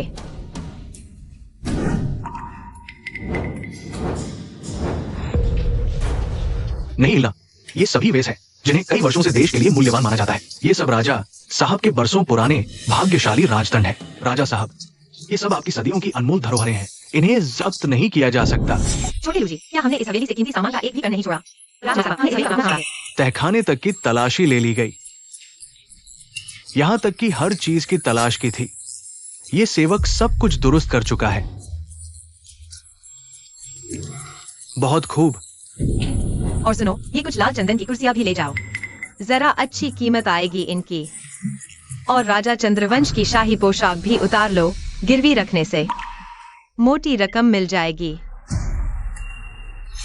अरे बात करने की सलाह नहीं दूंगा। राजा चंद्रवंश ऐसी बातें क्यों कर रहे हैं? नहीं, ये सब आपके अपने भले के लिए ही कर रही है। वह बेचारी शराब आके इसका लिए दुआ देंगे। बूढ़े गिद्ध, जब तूने हमें और हमारे पति को जहर देकर मारा था, तो यह दिन तुझे दिखना ही था। आपको इस दिन के बारे में सोचना चाहिए था। ये महारानी जानती थी कि महाराज हम पर सबसे ज्यादा मेहरबान है। वो हमें कभी सच्ची सजा नहीं दे सकते। मुझे नजरबंद करना तो बस रानी साहिबा की इज्जत रखने का बहाना था, है ना? बस रानी का चेहरा बचाने के लिए क्यों? वो तो मामा ने खुद अपनी ही कब्र खोदी है। आम दिनों में ही हुजूर के सामने अपनी शेखी बखारता था। अब मैं सम्राट के सामने मारने की हिम्मत करता हूँ। यह मुझे आपके द्वारा देखने में मदद करने के लिए बनाता है। हुजूर, ये दासी आपको सलाम करती है। बेगम सितारा राजा चंद्रवंश की भांजी है। अब मुझे याद आ रहा है, पहले कितनी बार हमें राजा चंद्रवंश ने नाक रगड़ने पर मजबूर किया। यह सब बेगम सितारा की वजह से हुआ। महबूबा, हिचक छोड़ो, हम महारानी के पास जल्दी में हैं। बिना जरूरी काम लौट जाओ। ये क्या बदतमीजी है? जियान लिंगशियान, वो कमी औरत, जैसे ही हम पर पाबंदी लगी, उसने हमारे महाराज पर अपना जादू चला ही दिया। ये महारानी उसे कभी माफ नहीं करेगी। बेगम सितारा, आप आ गई, शुक्र है। मामा जी खुद मुसीबत में हैं, मेरे पास कैसे आए? ये तो बस सुना है कि महारानी की पाबंदी हट गई है, तो ये सेवक सबसे पहले आपको मुबारकबाद देने हाजिर है। इसीलिए गुस्सा है। पहले महाराज सिर्फ हम पर फिदा थे, और अब सिर्फ 1 महीने में उन्होंने उस जियान लिंगशियान के लिए अपना रवैया पूरी तरह बदल दिया है। महारानी, आप एक बात नहीं जानती। इस सब के पीछे योंगनिंग राजकुमारी का ही हाथ है। उसने न जाने कैसा जादू टोना किया है, जिससे महाराज उसकी हर बात पर आंख मूंद कर यकीन करते हैं। महारानी का योंगनिंग से पुराना नाता है। बेशक वही महारानी की मदद करके महाराज को अपने कब्जे में कर रही है। क्या ऐसी बात है? पहले तो हम सोचते थे कि वो बस एक तुच्छ लड़की है, मगर अब लगता है वो जरूर कोई डायन या जिन है। अगर मैं बेगम सितारा के हाथों योंगनिंग को रास्ते से हटवा सकूं, तो बिन आग के भाप निकल आएगी। तो इस पिशाचनी से निजात पाने का क्या रास्ता है? मामा जी, जो कहना है बेझिझक कहें। यान साम्राज्य के राजकुमार युविंची हमारे दान निंग आ रहे हैं। सुना है 2 देशों के सामान्य व्यापार के अलावा वो एक राजकुमारी चुनकर यान ले जाना चाहते हैं, अपने बेटे के लिए बचपन की दुल्हन बनाने। अगर चुनी गई राजकुमारी योंगनिंग हुई, सुनने में भले दुल्हन कहें, पर हकीकत में वो तो एक बंधक होगी। अगर योंगनिंग यान चली गई तो वो फिर कभी महाराज को वश में नहीं कर पाएगी। मामा जी बेफिक्र रहें, ये काम ये महारानी पर छोड़ दीजिए। हम वादा करते हैं ये सब इतनी सफाई से होगा, कोई शिकवा नहीं रहेगा। यान देश के युवराज यू वेंची और उनके राजदूतगण, दानिंग सम्राट हुजूर को प्रणाम। युवराज, आपका स्वागत है। सुना था दानिंग धन्य भूमि है, राजधानी आकर कुछ ही दिनों में सच में इसका एहसास हो गया। मेरे ये दोनों राजदूत भी लगातार तारीफ कर रहे हैं। आदरणीय दानिंग हुजूर, मैं बचपन से आपकी संस्कृति का प्रशंसक रहा हूं। आज राजकुमार के साथ यहाँ आकर मैं आपके विद्वानों से शास्त्रार्थ करना चाहता हूँ। राजदूत की ऐसी इच्छा है तो हम जरूर आपका भरपूर मनोरंजन करवाएंगे। बताइए, आप किस चीज की प्रतियोगिता चाहते हैं? मैंने बचपन से अनगिनत काव्य पढ़े हैं। क्या यहाँ उपस्थित कोई मुझसे कविता गोष्ठी कर सकता है? यहाँ बैठे सारे मंत्री विद्वान हैं, लेकिन अगर हमने उन्हें आगे करके यान के राजदूत से शास्त्रार्थ करवाया तो उन्हें लगेगा कि यह उनकी गरिमा के खिलाफ है। ऐसे में हमें ही इस नन्ही बच्ची को आगे आना होगा। पिताजी, निंग एर। पिताजी, आपकी बेटी राजदूत से मुकाबला करना चाहती है। हम अच्छा है। वेंग यी ने राजगुरु से शिक्षा ली है। वो हमें निराश नहीं करेगी। यह राजकुमारी तुझे बिल्कुल नहीं देगी। पिताजी के सामने, महाराज के सामने चमकने का मौका। राजकुमारी, कृपया सुने। लू पर्वत का असली चेहरा पहचान न पाए हम। क्योंकि खुद इसी पर्वत की गोद में खड़े थे हम। देह को तो पंख लगे हो, रंग बिरंगे तो। पर दिल से दिल की बात बिन बोले एक हो। देख लिया, हमारी बेटी और उस औरत के बेटे में जमीन आसमान का फर्क है। सूरज पहाड़ से ढल गया। पीली नदी सागर में समा गई। हमारी योजना मत भूलना। फिक्र मत करो, इस महारानी ने सब इंतजाम कर लिया है। राजकुमारी, कृपया मेरा आखिरी प्रश्न सुने। काश जिंदगी में हर मुलाकात पहली जैसी रहे। लानत है, ये तो मैंने सुना ही नहीं। राजकुमारी, शायद आपको जवाब नहीं आता। बिल्कुल नहीं। यह राजकुमारी बस एक पल के लिए भूल गई थी। शरद हवा क्यों उदास बिखेरती है।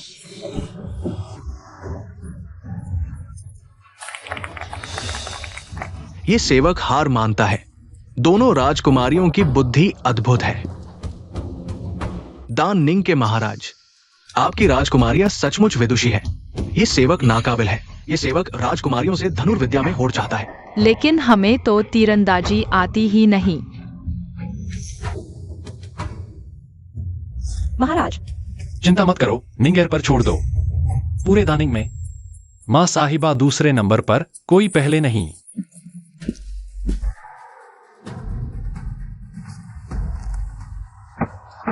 हमारे दा यान के पहले निशानेबाज के लिए ये तो कुछ भी नहीं।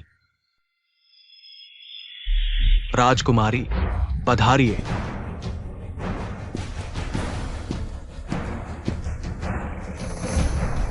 राजकुमारी, जल्दी तीर चलाइए। आप इतना सोच क्या रही है? तीर छोड़ दीजिए। राजकुमारी, चलाइए। राजकुमारी, जल्दी। राजकुमारी, तीर चलाइए। जल्दी चलाइए। राजकुमारी, तीर छोड़ दीजिए। चलाइए जल्दी। वे नहीं, पीछे हटो। ये मेरी जान लेने आई। तुम्हारे पास विद्वान बहुत है, लेकिन युद्ध कला नहीं। हमारे दायान की संतानों की तरह नहीं। हम तो बचपन से ही घोड़ों पर सवार होकर बड़े होते हैं। वे नहीं शास्त्रार्थ में निपुण है, धनुर्विद्या में नहीं। जब खुद युवराज ने यह बात कह दी तो हम अपनी इस विद्या और शस्त्र दोनों में निपुण राजकुमारी योगनिंग को युवराज और दूतगणों के सामने अपना कौशल दिखाने का आदेश देते हैं। ये छोटी सी गुड़िया भला कितनी ताकतवर हो सकती है? दान निंग के महाराज, हमें धोखा देने का प्रयास न करें। हमारे तो हाथों ने बहुत समय से धनुष नहीं छुआ, लेकिन जब हुजूर ने हुक्म दे ही दिया है तो हुजूर कृपया हमारा साथ दें।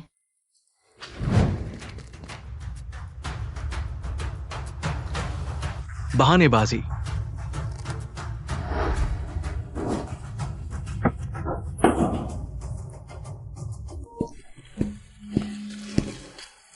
क्या अद्भुत निशाना है। तो दान निंग की राजकुमारियां इतनी निपुण है। ये सेवक पूरी तरह श्रद्धा से झुकता है। निसंदेह, ये तो हमारी सर्वशक्तिमान माँ साहिबा है। यह असंभव है। वे नहीं, दूतों के सामने अपनी मर्यादा मत भूलो। ये तो बहुत जोरदार मुकाबला रहा। सच कहूं हुजूर, ये राजकुमार इस बार सिर्फ आपके दर्शन करने नहीं आया है, बल्कि आपसे एक निवेदन भी करना है। राजकुमार, बेझिझक कहो। अब तो ये होना ही था। अजीब, हमें अचानक अशुभ का एहसास क्यों हो रहा है। ये सेवक का एक पुत्र है जिसे जन्म के समय ही महात्माओं ने देवपुत्र घोषित कर दिया था, और ये भी कहा था कि वो एक देव कन्या से विवाह करेगा। अब जब यहाँ राजधानी पहुंचा और इन दोनों राजकुमारियों को देखा तो मुझे समझ आ गया कि मेरा यहाँ आना सार्थक हो गया। कृपया महाराज स्वीकृति दे। राजकुमारी को दायान को सौंपना, इसमें रहस्य है। अगर देवकन्या की बात हो रही है तो इस राज्य में योंगनिंग राजकुमारी से बढ़कर भला कौन हो सकता है। दक्षिण पश्चिम की बाढ़, विस्थापितों के दंगे, सब में योंगनिंग राजकुमारी का योगदान रहा है। ये इंसान हर जगह इसी को आना है। देख ही रहे हैं कि केयर के पंख मजबूत होते जा रहे हैं, तो सोच रहे थे हमें यहाँ से बाहर भेज दें। हमें तो पता ही नहीं था आपकी नजर में योंगनिंग इतनी खास है। महाराज, हम सब दायान साम्राज्य का गहरा सम्मान करते हैं। मैं और बहन नाबालिग हैं। ऐसा पहली बार होगा कि किसी नाबालिग की शादी हो।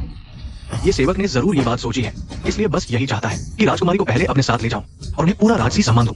इस तरह राजकुमारी दायान में पहले से रीति रिवाज सीख सकेंगी। नामुमकिन। हुजूर, आपकी दासी जानती है, आपको राजकुमार योंगनिंग से बहुत लगाव है। दायान राज्य समृद्ध है। आगे चलकर वो एक राज्य की महारानी बनेगी। आप राजकुमार की बात मान लीजिए। मैंने सोचा था ये युवेंची की कोई साजिश है। राजा और बेगम जोर लगा रहे हमें यहाँ से निकालने की। जब ऐसा ही है तो हम भी तुम्हारे साथ ये खेल अच्छे से खेलेंगे। मुझे पहले ही लगता था कि मैं किस्मत वाली राजकुमारी हूँ। आगे चलकर दायान साम्राज्य की रानी बनूंगी। ऐश्वर्य और बड़ा साम्राज्य मेरा होगा। इतना अच्छा मौका मुझे मिल रहा है। पिताजी ने सच में बस मेरा ही सोचा है।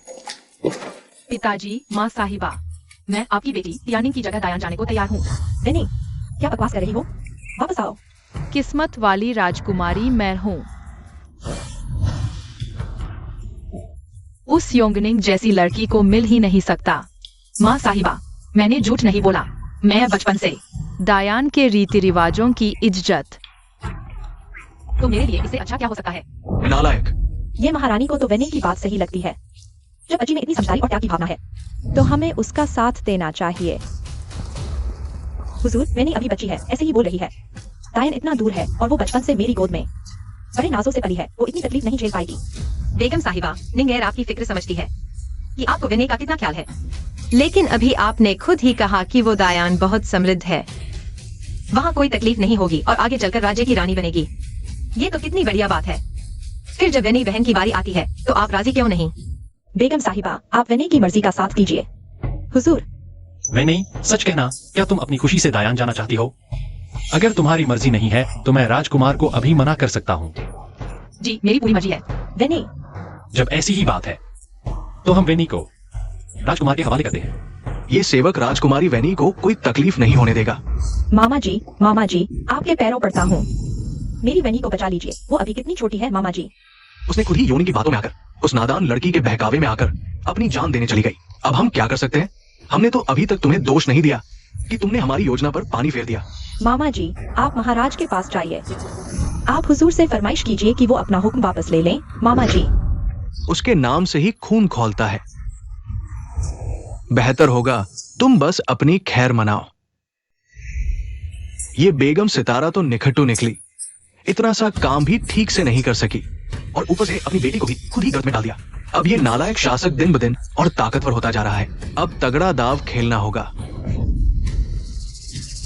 तो फिर हम भी हरामीपन पर उतर आएंगे। चाचा जान, आप करना क्या चाहते हैं? ये पन्नी की अंगूठी गिरवी रख दो और कुछ सिक्के ले आओ। उसकी दासियों को खरीद लो।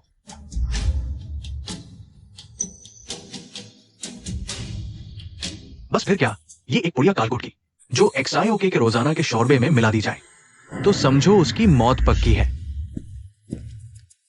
राजकुमारी साहिबा, आप यहाँ कैसे तशरीफ लाई? सुना है अबू जान ज्यादातर यही शाही दीवाने खास में रहते हैं, इसलिए सोचा एक नजर देख लूं। हाँ ना, उस दिन से तो जैसे जब से राजा चंद्रवंश के घर पर ताला लगा है, हमारे हुजूर तो पूरी तरह बदल ही गए हैं। हर रोज दीवाने खास में फरमानों पर दस्तखत होते हैं। हुजूर को सेहत का ख्याल दिलाते रहो। जो हुक्म मेरे आका। ख्वाजा साहब, हुजूर का शोरबा तैयार हो गया है। पहले तो मैं ही रोज खुद जाकर लेकर आता था, आज ये पहले से यहाँ कैसे भिजवा दिया? हुजूर अंदर ही है, ले जाओ। एक मिनट रुको। राजकुमारी साहिबा, क्या इस सूप में कोई दिक्कत है?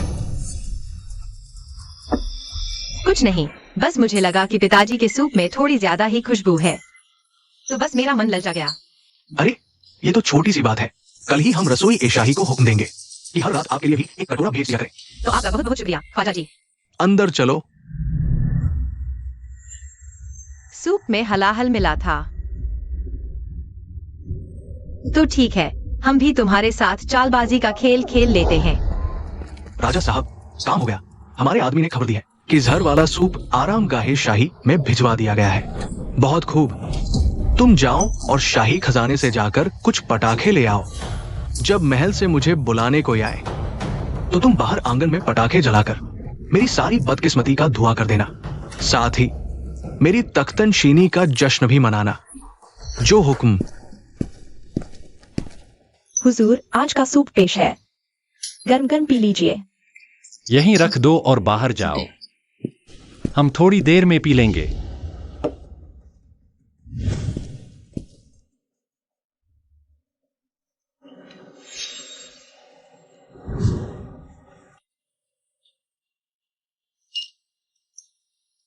चंदर, माँ साहिबा, आप यहाँ कैसे?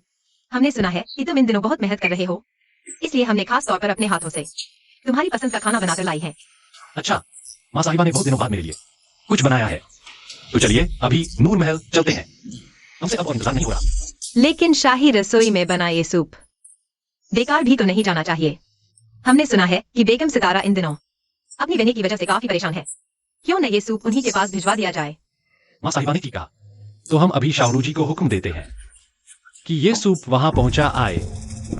बेगम सितारा को सलाम।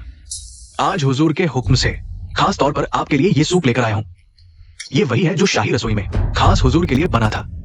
हुजूर को आपका ख्याल आया तो हमें तुरंत बेगम साहिबा के पास भेज दिया। बेगम साहिबा, देखा आपको, हुजूर के दिल में आज भी आपके लिए जगह है। हुजूर ने सच में ऐसा कहा। मुझे पता था कि हुजूर के दिल में अभी इस महारानी के लिए प्यार है। वो बस इस वक्त हमसे थोड़ी नाराजगी जता रहे हैं। कुछ ही दिनों में हुजूर जरूर बहन को वापस बुला लेंगे। बेगम साहिबा, गर्म गर्म पी लीजिए। हम इजाजत चाहते हैं।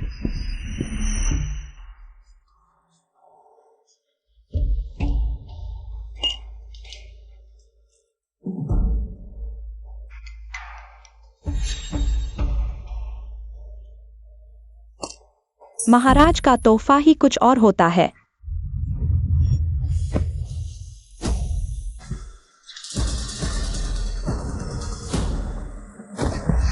महारानी,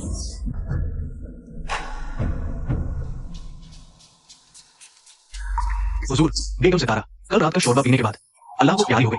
हकीमों की जांच में शोरबे में जहर मिला है। क्या? वो शोरबा तो हुजूर आपके लिए था। किस्मत की मार बेगम सितारा को दे दिया गया। राजकुमारी योंगनिंग न होती तो हुजूर आप। माँ साहिबा का एहसान है, हमारी जान बच गई। हमारा फरमान है, कल रात शोरबा लाने वाली दासी से सख्त पूछताछ करो। जुर्म कबूलते ही मुजरिम को गिरफ्तार कर लो। हुक्म का गुलाम हुजूर।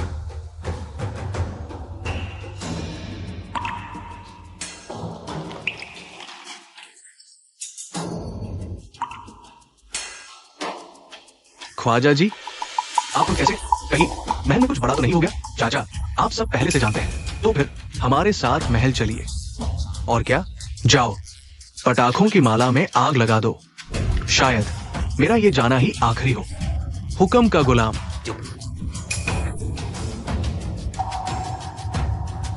तो चलिए ख्वाजा जी, रास्ता दिखाइए।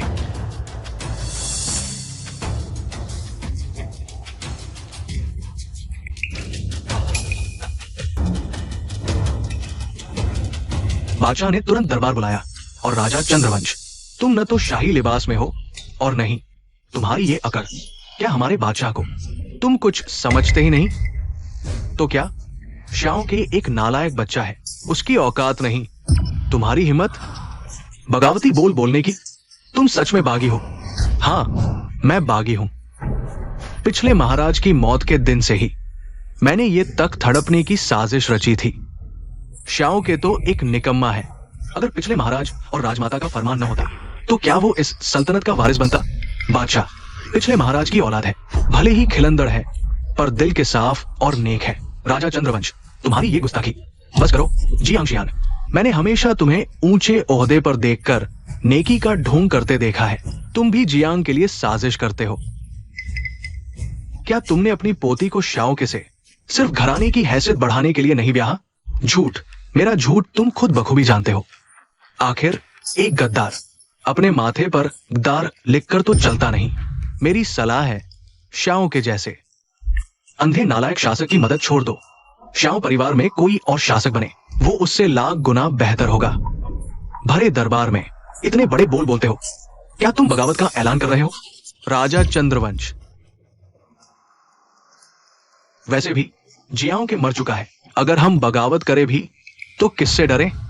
सब सुनिए, जब से जियाओं के गद्दी पर बैठा है इसने एक भी काम सही नहीं किया। इसने मंत्रियों और जनता को बर्बाद कर दिया। अब इसका इस सिंहासन पर बैठने का क्या हक बनता है? हम तो आप सबका ही भला सोच रहे हैं। दक्कन का ये साम्राज्य जियाओं के हाथों बर्बाद नहीं हो सकता, वरना हम सब कल अपने पूर्वजों और राजमाता को क्या मुंह दिखाएंगे? किसने कहा हम मर गए?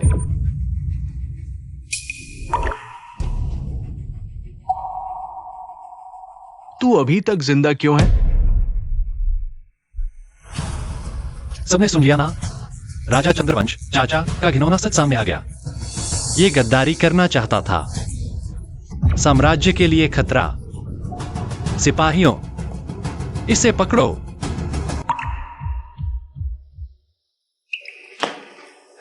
राजकुमारी, महाराज ने राजा चंद्रवंश चाचा को दरबार में गिरफ्तार कर लिया है। अब तो उसे सजा मिलकर ही रहेगी। राजा चंद्रवंश चाचा इतनी आसानी से हार मानने वालों में से नहीं। उसका दिमाग बहुत शातिर है। ये सब बहुत आसान है। यह खत सेनापति पेई तक पहुंचाओ। सेनापति पेई कहते हैं वो सालों से सीमा पर तैनात है। दुश्मनों को धूल चटाते हैं, अजय है, कभी हारे नहीं। राजकुमारी, आप उन्हें कब से जानती हैं?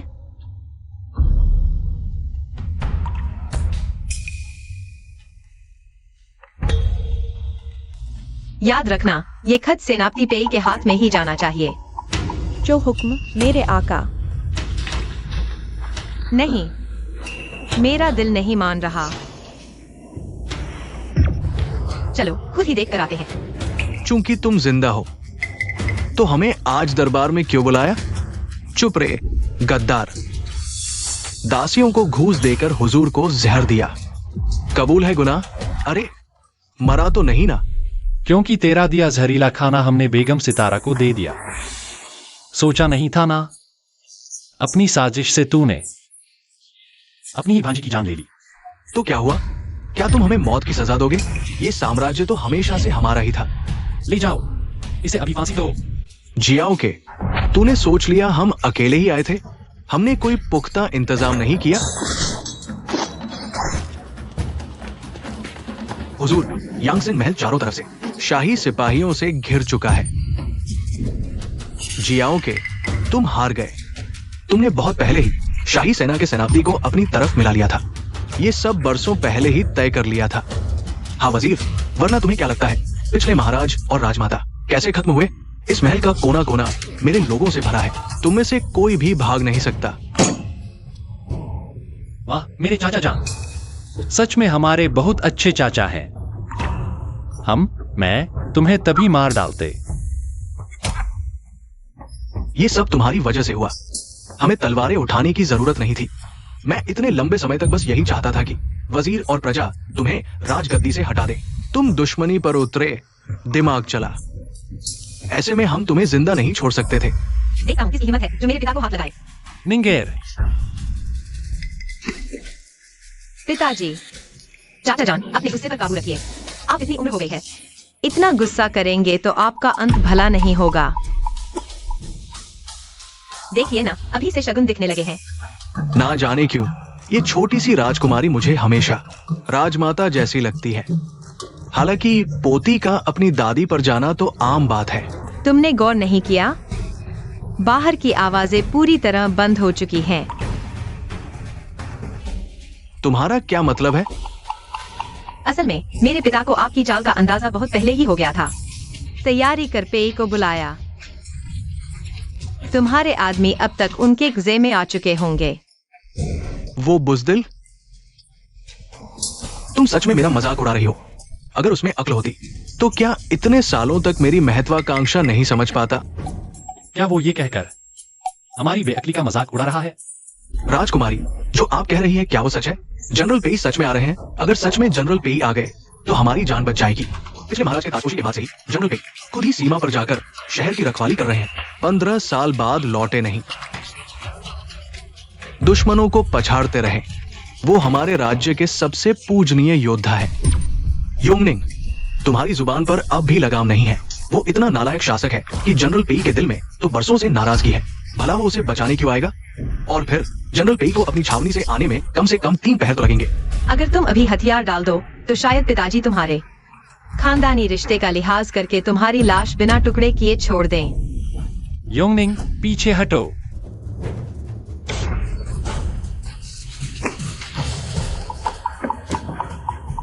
योंगनिंग, तुम ठीक तो हो?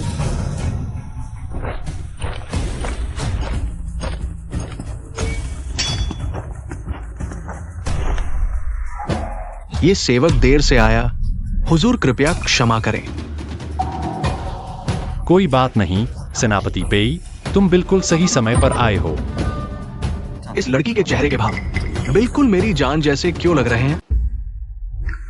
सेनापति पेई, अच्छी तरह देख लो। इतना नालायक शासक, क्या तुम्हें यकीन है कि तुम अभी ऐसे महाराज का साथ दोगे? राजा चंद्रवंश, तुमने राजमाता की हत्या की, अब गद्दी की साजिश। हालांकि ये सेनापति इतने वर्षों से राज दरबार से दूर रहा, फिर भी तुम्हारी बदनामी के चर्चे तो सुने हैं। महाराज को अंधा करके राजकाज भुलाया। हाँ, बिल्कुल सही। महाराज, इस गद्दार हरामी के साथ क्या सलूक किया जाए? बस आपका एक इशारा काफी है। राजा ने बगावत की, सजाए मौत दो। ले जाओ इसे।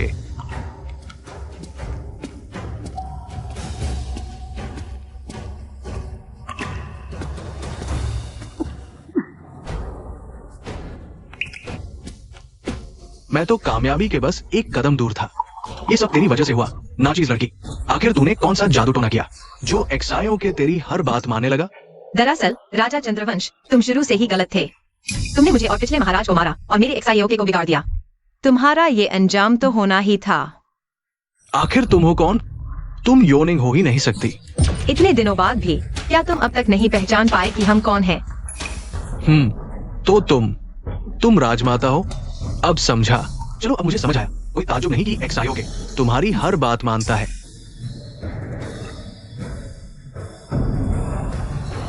ठहरो, उसकी अपनी तलवार इस्तेमाल करो।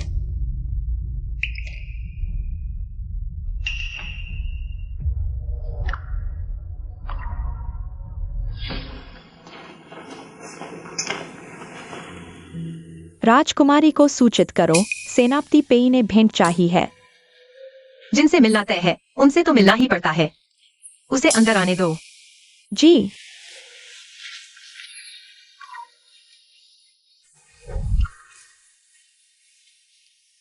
किनकिन, क्या ये तुम हो? हाँ, मैं हूँ। किनकिन, मैंने पिताजी से बात कर ली है। वो अगले महीने 15 तारीख को तुम्हारा हाथ मांगने आएंगे। किनकिन, तुम रो क्यों रही हो?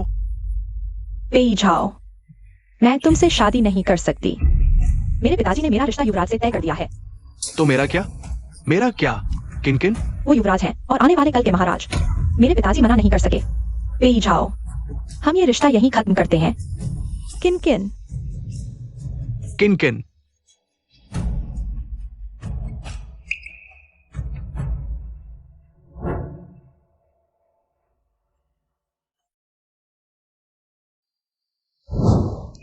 किस्मत ने हमें नहीं मिलाया। मैं खुद ही सीमा पर तैनाती की अर्जी दे दूंगा। बस दुआ है कि इस महल में तुम सलामत रहो। ये सेवक पेई झाओ राजमाता को सलाम करता है।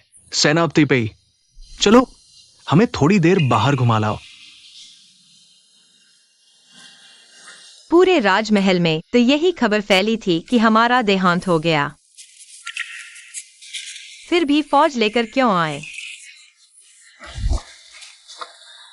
संदेश में किन्नी लिखा था। उनमें राजमाता के सिवा और किसी का प्यार का नाम किन्नी नहीं है। जब हम शाही दुल्हन बनकर आए, तुम वीरान सरहद जैसी कठोर जगह पर चले गए। सेनापति पेई, इतने बरसों तक वहां टिके कैसे? सरहद की रातें बहुत सर्द होती हैं। हम हर रात खुद को समझाते थे कि आदत डाल लेंगे तो सब ठीक होगा। ये पूरी जिंदगी बस आदत डालने में करी, सभी की आदत। इस गहरे महल की आदत। जब कोई न सहने वाला दर्द मिलता था तो बस मुस्कुराकर सबसे कहते थे, आदत हो गई तो सब ठीक है। हंसकर कहते हैं, आदत हो गई।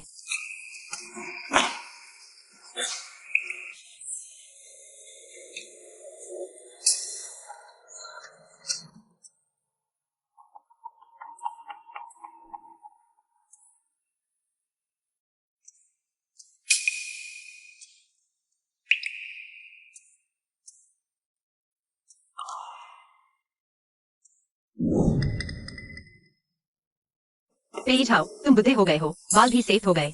महारानी, 20 साल बीत गए।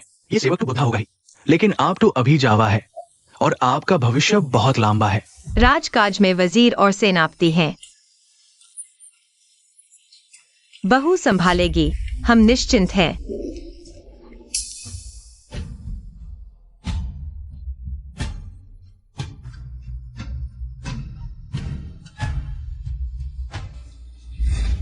महारानी, हमें लौटना चाहिए। महारानी आंखें खोलिए। महारानी आंखें खोलिए। कोई है? महारानी होश में आइए, जल्दी कोई यहां आओ। राजकुमारी की सांसें कमजोर है।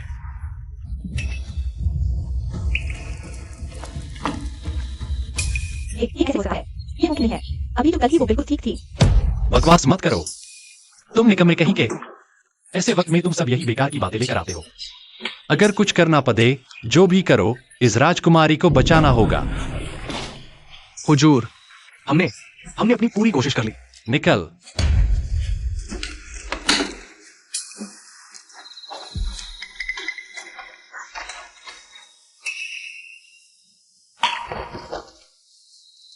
मां साहिबा, आंखें खोलकर मुझे देखिए। आपका बेटा सुधार रहा है। अभी तो आपने देखा भी नहीं कि हम एक नेक शासक बन रहे हैं। अगर आप यूं चली गई तो आपके बेटे का क्या होगा? महाराज, शोक न करें, वे थकी थी। उनका दिल करता होगा थोड़ा और आराम करने का। हाँ, तुमने ठीक कहा। मां साहिबा अक्सर ऐसे ही करती थी। वो जरूर बहुत थक गई होंगी। महाराज, लोंगशी में विद्रोह, हालात बेकाबू, शीश महल में इंतजार। फैसला लेने के लिए आपको आना होगा।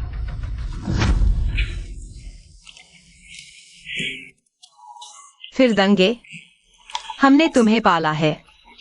जब से ये पैदा हुआ है, हमारी जान एक बार की सुकून नहीं देखी। मां साहिबा, आप जाग गई। कितना अच्छा है, आप जाग गई।